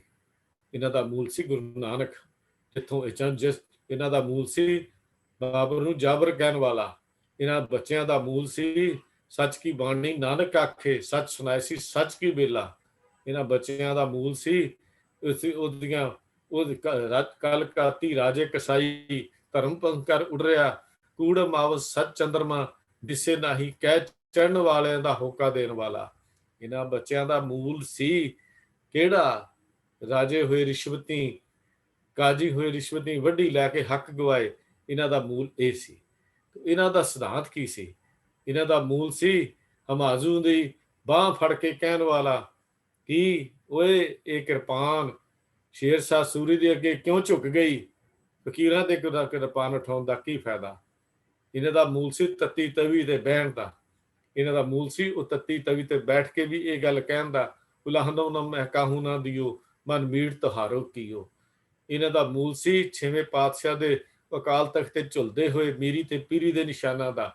ਇਹਨਾਂ ਦਾ ਮੂਲ ਸੀ, ਇਹਨਾਂ ਦੇ ਮੂਲ ਦੇ ਵਿੱਚ ਸੀ, ਇਹਨਾਂ ਦੀ ਜੜ ਵਿੱਚ ਸੀ ਉਹ ਐਲਾਨ ਕਿ ਜੀਵਨ ਦਾ ਜਿਸ ਨੇ ਆਨੰਦ ਨਹੀਂ ਮਾਣਿਆ ਉਹ ਮੌਤ ਦੇ ਅੱਗੇ ਝੁਕ ਜਾਂਦਾ ਹੈ। ਜਿਨ੍ਹਾਂ ਨੇ ਜੀਵਨ ਨੂੰ ਮਾਨਿਆ, ਮੌਤ ਉਹਨਾਂ ਦੇ ਕਦਮਾਂ ਨੂੰ ਚੁੰਮਦੀ ਹੈ। ਇਹਨਾਂ ਦਾ ਮੂਲ ਇਹ ਸੀ, ਇਹਨਾਂ ਦਾ ਜੀਵਨ ਦਾ ਢੰਗ ਇਹ ਸੀ। ਇਹਨਾਂ ਨੂੰ ਯਾਦ ਸੀ ਆਪਣੇ ਪਿਤਾ ਦਾ, ਆਪਣੇ ਦਾਦੇ ਦਾ ਉਹ ਸੀਸ ਜਿਹੜਾ ਇਹਨਾਂ ਦੇ ਪਿਤਾ ਨੇ 9 ਸਾਲ ਦੀ ਉਮਰ ਵਿੱਚ ਕੀਰਤਪੁਰ ਦੇ ਸਥਾਨ ਤੇ ਜਾ ਕੇ ਆਪ ਆਪਣੇ ਹੱਥਾਂ ਵਿੱਚ ਇਸ ਤਰ੍ਹਾਂ ਫੜ ਕੇ ਅਨੰਦਪੁਰ ਦੀ ਧਰਤੀ ਤੇ ਲਿਆਂਦਾ ਸੀ। ਇਹਨਾਂ ਦਾ ਮੂਲ ਸੀ ਉਹ ਭਾਈ ਮਤੀ ਦਾਸ ਦੇ ਚੀਰੇ ਹੋਏ ਦੋ ਸਰੀਰ ਦਫਾੜ ਹੁੰਦਾ ਦੇਖਿਆ। ਇਹਨਾਂ ਨੇ ਦੇਖਿਆ ਸੀ ਭਾਈ ਦਿਆਲਾ ਅਦੇਗਾ ਵਿੱਚ ਉਬਲਦੇ ਹੋਏ ਦੀ ਕਹਾਣੀ ਨੂੰ। ਇਹਨਾਂ ਨੇ ਸੁਣਿਆ ਸੀ ਉਸ ਮੂਲ ਦੇ ਵਿੱਚ ਭਾਈ ਸਤੀ ਦਾਸ ਨੂੰ ਰੂਪ ਚ ਲਪੇਟ ਕੇ ਜਿਉਂਦੇ ਸਾੜੇ ਜਾਂਦੇ ਨੂੰ। ਇਹਨਾਂ ਦੇ ਜੀਵਨ ਦੀ ਕਹਾਣੀ ਵਿੱਚ, ਜੀਵਨ ਦੇ ਅਖਾੜੇ ਵਿੱਚ ਅਸਲ ਵਿੱਚ ਉਹ ਬੀਜ ਬੀਜਿਆ ਗਿਆ ਸੀ ਜਿਹੜਾ ਬੀਜ ਇਹਨਾਂ ਦੇ ਅੰਦਰ ਧਰਮ ਦੇ ਅੰਦਰ ਕੁਰਬਾਨ ਹੋਣ ਦਾ ਜਜ਼ਬਾ ਪੈਦਾ ਕਰ ਗਿਆ, ਮਨੁੱਖਤਾ ਲਈ ਕੁਰਬਾਨ ਹੋਣ ਦਾ ਜਜ਼ਬਾ ਪੈਦਾ ਕਰ ਗਿਆ। ਇਸੇ ਵਾਸਤੇ ਹੀ ਉਹਨਾਂ ਨੇ ਸਿੱਧੇ ਕਰੜੇ ਤੇ ਪੂਰੇ ਜਵਾਬ ਦੇ ਕੇ ਇਨਸਾਨ ਨੂੰ ਆਪਣੀ ਇਨਸਾਨੀਅਤ ਦੀ ਪਦਵੀ ਤੋਂ ਥੱਲੇ ਸੁੱਟਣ ਵਾਲਿਆਂ ਨੂੰ ਜ਼ਮੀਨ ਦੇ ਭਾਰ ਤੇ ਚੁੱਕ ਕੇ ਭਰਾ ਮਾਰਿਆ, ਪਟਕਾ ਕੇ ਮਾਰਿਆ। ਉਸ ਜੀਵਨ ਅਖਾੜੇ ਵਿੱਚ ਪਹਿਲਵਾਨ ਬਣ ਕੇ, ਪਹਿਲਵਾਨ ਬਣ ਕੇ, ਭਾਵੇਂ 7 ਤੇ 9 ਸਾਲ ਦੀ ਉਮਰ ਵਿੱਚ ਸੀ, ਇਸ ਜੀਵਨ ਦੇ ਅਖਾੜੇ ਨੂੰ ਜਿੱਤ ਕੇ ਇਸ ਸੰਸਾਰ ਤੋਂ ਚਲੇ ਗਏ। ਇਸ ਜੀਵਨ ਦਾ ਅਖਾੜਾ ਹਿੱਸਾ ਸੀ। ਇਹ ਜੀਵਨ ਦੀ ਕਹਾਣੀ ਕੁਛ ਇਸ ਤਰ੍ਹਾਂ ਦੀ ਹੈ। ਮਜ਼ਹਬ ਕੋਈ ਵੀ ਹੋਵੇ, ਇਨਸਾਨ ਵਾਸਤੇ ਉਦੋਂ ਤੱਕ ਹੀ ਉਹ ਲਾਭਦਾਇਕ ਹੈ ਜਦੋਂ ਤੱਕ ਉਸਦੇ ਪੂਰਨਿਆਂ ਤੇ ਤੁਰ ਕੇ ਮਨੁੱਖ ਆਪਣੇ ਦਿਲ ਵਿੱਚ ਭਲਾਈ ਪੈਦਾ ਕਰਨ ਦਾ ਯਤਨ ਕਰਦਾ ਹੈ, ਭਲਾ ਕਰਨ ਦਾ ਯਤਨ ਕਰਦਾ ਹੈ। ਪਰਮਾਤਮਾ ਤੇ ਉਸਦੀ ਸ੍ਰਿਸ਼ਟੀ ਵਾਸਤੇ ਆਪਣੇ ਦਿਲ ਵਿੱਚ ਪਿਆਰ ਨੂੰ ਥਾਂ ਦਿੰਦਾ ਹੈ। ਧਰਮ ਕੋਈ ਵੀ ਹੋਵੇ, ਕੇਵਲ ਸਿੱਖ ਧਰਮ ਦੀ ਗੱਲ ਨਹੀਂ ਕਰ ਰਿਹਾ, ਮਜ਼ਹਬ ਧਰਮ ਕੋਈ ਵੀ ਹੋਵੇ, ਜਿਹੜੇ ਇਹ ਸਿਧਾਂਤ ਦਿੰਦੇ ਹਨ ਉਹ ਮੁਬਾਰਕ ਹਨ। ਕਿਹੜੇ? ਜਦੋਂ ਤੱਕ ਇਨਸਾਨ ਦਾ ਮਿੱਤਰ ਬਣ ਕੇ ਜ਼ਿੰਦਗੀ ਜਿਉਣ ਦਾ ਜਾਚ ਸਿੱਖ ਲਵੇ, ਪਰਮਾਤਮਾ ਦੀ ਸ੍ਰਿਸ਼ਟੀ ਵਾਸਤੇ ਆਪਣੇ ਦਿਲ ਵਿੱਚ ਪਿਆਰ ਥਾਂ ਦੇਵੇ। ਮਜ਼ਹਬ ਤੇ ਅਸੂਲ ਦੀਆਂ ਰੋਹ ਰੀਤੀਆਂ ਨੂੰ ਰਿਵਾਜੀ ਤੌਰ ਤੇ ਕੀਤੇ ਜਾਂਦੇ ਹਨ, ਪਰ ਉਹ ਮਨੁੱਖ ਨਹੀਂ ਵੇਖਦੇ, ਉਹ ਦਿਲ ਵਿੱਚ ਤਬਦੀਲੀ ਨਹੀਂ ਲਿਆਉਂਦੇ, ਉਹ ਆਪਣੇ ਮੂਲ ਦੀ ਪਛਾਣ ਨਹੀਂ ਕਰਦੇ। ਉਹਨਾਂ ਦੇ ਚਿੱਤ ਕਠੋਰ ਹੋ ਜਾਂਦੇ ਹਨ ਔਰ ਐਸੇ ਕਠੋਰ ਚਿੱਤ ਵਾਲੇ ਵਿਅਕਤੀ ਜੀਵਨ ਦੀ ਬਾਜੀ ਨੂੰ ਹਾਰ ਕੇ ਚਲੇ ਜਾਂਦੇ ਹਨ। ਮੁਗਲਾਂ ਦੇ ਰਾਜ ਵੇਲੇ ਇਸਲਾਮੀ ਸ਼ਰਅ ਦਾ ਕਾਨੂੰਨ ਚੱਲਦਾ ਸੀ। ਹਰੇਕ ਮੁਸਲਮਾਨ ਕੁਰਾਨ ਸ਼ਰੀਫ ਨੂੰ ਸਮਝ ਨਹੀਂ ਸਕਦਾ ਸੀ ਕਿਉਂਕਿ ਅਰਬੀ ਬੋਲੀ ਵਿੱਚ ਸੀ। ਸਿਰਫ ਕਾਜੀ ਮੌਲਵੀ ਉਹਨੂੰ ਸਮਝਦੇ ਸਨ। ਨਤੀਜਾ ਇਹ ਹੋ ਗਿਆ ਕਿ ਕਾਨੂੰਨ ਨੂੰ ਵਰਤਣ ਦਾ ਸੰਬੰਧ ਪੈਦਾ, ਉਹਨਾਂ ਨੂੰ ਆਪਣੇ ਮਤਲਬ ਲਈ ਵਰਤਣਾ ਸ਼ੁਰੂ ਕੀਤਾ। ਰਾਜਸੀ ਤਾਕਤ ਕਾਜ਼ੀਆਂ ਤੇ ਮੌਲਵੀਆਂ ਦੇ ਹੱਥ ਵਿੱਚ ਚਲੀ ਗਈ ਕਿਉਂਕਿ ਇਹ ਲੋਕ ਕੁਰਾਨ ਸ਼ਰੀਫ ਦੇ ਅਰਥ ਕਰਨ ਦੇ ਵਿੱਚ ਇਤਬਾਰਯੋਗ ਮੰਨੇ ਜਾਂਦੇ ਸਨ। ਅੱਜ ਸਾਡੀ ਕੌਮ ਦਾ ਵੀ ਇਹੋ ਹੀ ਹਾਲ ਹੈ। ਅਸੀਂ ਵੀ ਕੁਝ ਚੌਧਰੀਆਂ ਨੂੰ ਇਹ ਸਮਝ ਲਿਆ ਵੀ ਸਾਡੇ ਇਹ ਚੌਧਰੀ ਹੀ ਗੁਰੂ ਗ੍ਰੰਥ ਸਾਹਿਬ ਦੀ ਵਿਚਾਰਧਾਰਾ ਕਰ ਸਕਦੇ ਹਨ, ਇਹ ਕਥਾਕਾਰ ਹਨ, ਇਹ ਵਿਦਵਾਨ ਹਨ। ਗੁਰੂ ਨੇ ਸਾਨੂੰ ਇਹੋ ਜਿਹਾ ਨਹੀਂ ਸੀ ਬਣਾਇਆ। ਗੁਰੂ ਨੇ ਇਸ ਜੀਵਨ ਅਖਾੜੇ ਵਿੱਚ ਸਾਨੂੰ ਉਹਨਾਂ ਦੇ ਵਸ ਵਿੱਚ ਨਹੀਂ ਸੀ ਪਾਇਆ ਕਿ ਚੰਦ ਬੰਦੇ ਤੁਹਾਡੀ ਕੋਈ ਰਹਿਬਰੀ ਕਰਨ, ਤੁਹਾਡੀ ਅਗਵਾਈ ਕਰਨ। ਗੁਰੂ ਨੇ ਇਸ ਜੀਵਨ ਅਖਾੜੇ ਵਿੱਚ ਸਾਨੂੰ ਏਦਾਂ ਜੋਗਾ ਬਣਾਇਆ ਸੀ ਕਿ ਅਸੀਂ ਗੁਰੂ ਦੀ ਬਾਣੀ ਨੂੰ ਸਮਝ ਸਕਦੇ, ਗੁਰੂ ਦੀ ਬਾਣੀ ਨੂੰ ਆਪ ਪੜ੍ਹਦੇ, ਗੁਰੂ ਦੀ ਬਾਣੀ ਨੂੰ ਵਿਚਾਰਦੇ, ਸਤਿਗੁਰੂ ਦੀ ਬਾਣੀ ਦੀ ਸਿੱਖਿਆ ਲੈਂਦੇ, ਸਤਿਗੁਰੂ ਦੀ ਬਾਣੀ ਦੀ ਸੇਧ ਲੈਂਦੇ, ਗੁਰੂ ਦੀ ਵਿਚਾਰਧਾਰਾ ਨੂੰ ਆਪਣੇ ਜੀਵਨ ਵਿੱਚ ਥਾਂ ਦਿੰਦੇ ਮੁਹੱਬਤ ਸੰਸਾਰ ਨਾਲ ਕਰਦੇ। ਔਰ ਇਹ ਸਾਨੂੰ ਗੁਰੂ ਨੇ ਇਹ ਮਾਰਗ ਦੱਸਿਆ ਸੀ। ਲੋਕ ਧਾਰਮਿਕ ਆਗੂ ਆਮ ਲੋਕਾਂ ਨੂੰ ਜੀਵਨ ਦਾ ਰਾਹ, ਸਹੀ ਰਾਹ ਦੱਸਣ ਵਾਲੇ, ਦੋ ਵਿਰੋਧੀ ਗੱਲਾਂ ਇਕੱਠੀਆਂ ਹੋ ਗਈਆਂ। ਇੱਕ ਪਾਸੇ ਧਾਰਮਿਕ ਸੀ, ਦੂਜੇ ਪਾਸੇ ਜੀਵਨ ਦਾ ਗਲਤ ਰਾਹ ਦੱਸਣਾ, ਇਹਨਾਂ ਦੇ ਉਸ ਵੇਲੇ ਇਕੱਠਾ ਹੋ ਗਿਆ। ਰਾਜ ਪ੍ਰਬੰਧ ਚਲਾਉਣ ਵੇਲੇ ਗੁਲਾਮ ਭਾਰਤ ਵਾਸੀਆਂ ਦੇ ਇੰਨੀ ਸਖਤੀ ਕੀਤੀ ਗਈ ਕਿ ਉਹਨਾਂ ਨੂੰ ਆਪਣੇ ਧਰਮ ਬਦਲਣ ਤੇ ਮਜਬੂਰ ਕੀਤਾ ਜਾਂਦਾ ਰਿਹਾ। ਉਹਨਾਂ ਦੇ ਸਵਾ ਮਨ ਜੰਜੂ ਲਾ ਕੇ ਰੋਟੀ ਖਾਣ ਦੀ ਗੱਲ ਜਿਹੜੀ ਸੀ ਪ੍ਰਚਲਿਤ ਹੋ ਗਈ। ਪਰ ਇਹ ਤਾਂ ਮੇਰੇ ਸਤਿਗੁਰੂ ਰਹਿਬਰ ਗੁਰੂ ਨਾਨਕ ਪਾਤਸ਼ਾਹ ਦੇ ਸੱਚ ਦਾ ਹੋਕਾ ਦੇਣ ਵਾਲੇ ਗੁਰੂ ਤੇਗ ਬਹਾਦਰ ਸਨ, ਜਿਨ੍ਹਾਂ ਨੇ ਜਾ ਕੇ ਆਪਣਾ ਸੀਸ ਇਸ ਮਨੁੱਖਤਾ ਦੇ ਲਈ ਭੇਟ ਕਰ ਦਿੱਤਾ। ਦਿੱਲੀ ਦੇ ਉਸ ਚਾਂਦਨੀ ਚੌਂਕ ਵਿੱਚ, ਜਿੱਥੇ ਜਾ ਕੇ ਗੁਰੂ ਪਾਤਸ਼ਾਹ ਜੀ ਨੇ ਆਪਣੇ ਆਪ ਨੂੰ ਅਰਪਣ ਕਰ ਦਿੱਤਾ। ਕਿਉਂ? ਮਨੁੱਖਤਾ ਲਈ, ਜਿਨ੍ਹਾਂ ਨੂੰ ਪਤਾ ਸੀ ਜੀਵਨ ਅਖਾੜੇ ਵਿੱਚ ਜੀਵਨ ਦੂਜਿਆਂ ਲਈ ਕਿਵੇਂ ਜਿਉ ਜਾਂਦਾ ਹੈ। ਆਪਣੇ ਲਈ ਜੀਵਨ ਤਾਂ ਹਰ ਕੋਈ ਜੀ ਲੈਂਦਾ ਹੈ। ਗੁਰੂ ਤੇਗ ਬਹਾਦਰ ਸਾਹਿਬ ਨੇ ਇਹ ਗੱਲ ਸਮਝਾ ਦਿੱਤੀ, ਆਜ਼ਾਦ ਉਹ ਨਹੀਂ ਹੁੰਦਾ ਜਿਹੜਾ ਆਪ ਕੇਵਲ ਆਜ਼ਾਦੀ ਦਾ ਨਿੱਘ ਮਾਣਦਾ ਹੋਵੇ। ਆਜ਼ਾਦ ਉਹ ਹੁੰਦਾ ਹੈ ਜਿਹੜਾ ਦੂਜਿਆਂ ਨੂੰ ਆਜ਼ਾਦੀ ਦੀਆਂ ਮੌਜਾਂ ਕਰਾਉਣੀਆਂ ਜਾਣਦਾ ਹੋਵੇ, ਜਿਨ੍ਹਾਂ ਨੂੰ ਆਪ ਦੂਜਿਆਂ ਨੂੰ ਆਜ਼ਾਦੀ ਦਾ ਨਿੱਘ ਦੇਣਾ ਜਾਣਦਾ ਹੋਵੇ। ਗੁਰੂ ਤੇਗ ਬਹਾਦਰ ਸਾਹਿਬ ਨੇ ਜੀਵਨ ਅਖਾੜੇ ਵਿੱਚ ਦੂਜਿਆਂ ਨੂੰ ਆਜ਼ਾਦੀ ਦਿੰਦਾ, ਦੂਜਿਆਂ ਨੂੰ ਆਜ਼ਾਦੀ ਨਾਲ ਜੀਵਨ ਜ਼ਿੰਦਗੀ ਜਿਉਣ ਦਾ ਜਿਹੜਾ ਰਾਹ ਸੀ, ਇੱਕ ਮਾਰਗਦਰਸ਼ਨ ਕੀਤਾ, ਮਾਰਗ ਦੱਸਿਆ।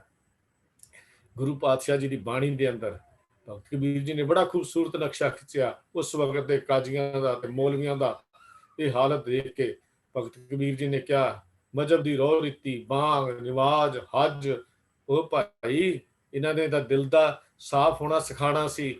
ਪਰ ਜੇ ਰਿਸ਼ਵਤ, ਕਠੋਰਤਾ, ਜੇ ਤਸੱਬਬ, ਐਸਾ ਅੰਦਰ ਕਠੋਰਤਾ, ਧਰਮ ਦੀ ਮਜ਼ਹਬੀ ਕਠੋਰਤਾ ਤੁਹਾਡੇ ਅੰਦਰ ਬਣ ਗਈ, ਨਿਰਦਈ ਹੋ ਜਾਏ, ਜੇ ਜੀਵਨ ਪੱਥਰ ਵਰਗਾ ਬਣ ਜਾਏ, ਦਿਲ ਪੱਥਰ ਵਰਗਾ ਹੋ ਜਾਏ, ਇਹ ਹੱਜ ਦੇ ਕਰਮ ਨਹੀਂ, ਇਹ ਦਿਲ ਨੂੰ ਹੋਰ ਤੁਹਾਡੇ ਕਠੋਰ ਬਣਾਈ ਜਾਂਦੇ ਹਨ। ਇਹਨਾਂ ਦੇ ਕਰਨ ਦਾ ਕੀ ਲਾਭ ਹੈ? ਇਹਨਾਂ ਦੇ ਕਰਨ ਦਾ ਕੋਈ ਲਾਭ ਹੈ? ਜੇ ਮੁੱਲਾ ਬਾਂਗ ਦੇ ਕੇ ਸਿਰਫ ਲੋਕਾਂ ਨੂੰ ਸੱਦਾ ਹੀ ਦੇ ਰਿਹਾ ਹੈ, ਉਹਦੇ ਆਪਣੇ ਦਿਲ ਵਿੱਚ ਸ਼ਾਂਤੀ ਨਾ ਆਈ, ਉਹਦਾ ਵੀ ਕੋਈ ਲਾਭ ਨਹੀਂ। ਹਰੇਕ ਦੇ ਦਿਲ ਦੀ ਜਾਣਨ ਵਾਲੇ ਰੱਬ ਨੂੰ ਇਸ ਬਾਂਗ ਨਾਲ ਧੋਖਾ ਨਹੀਂ ਦਿੱਤਾ ਜਾ ਸਕਦਾ।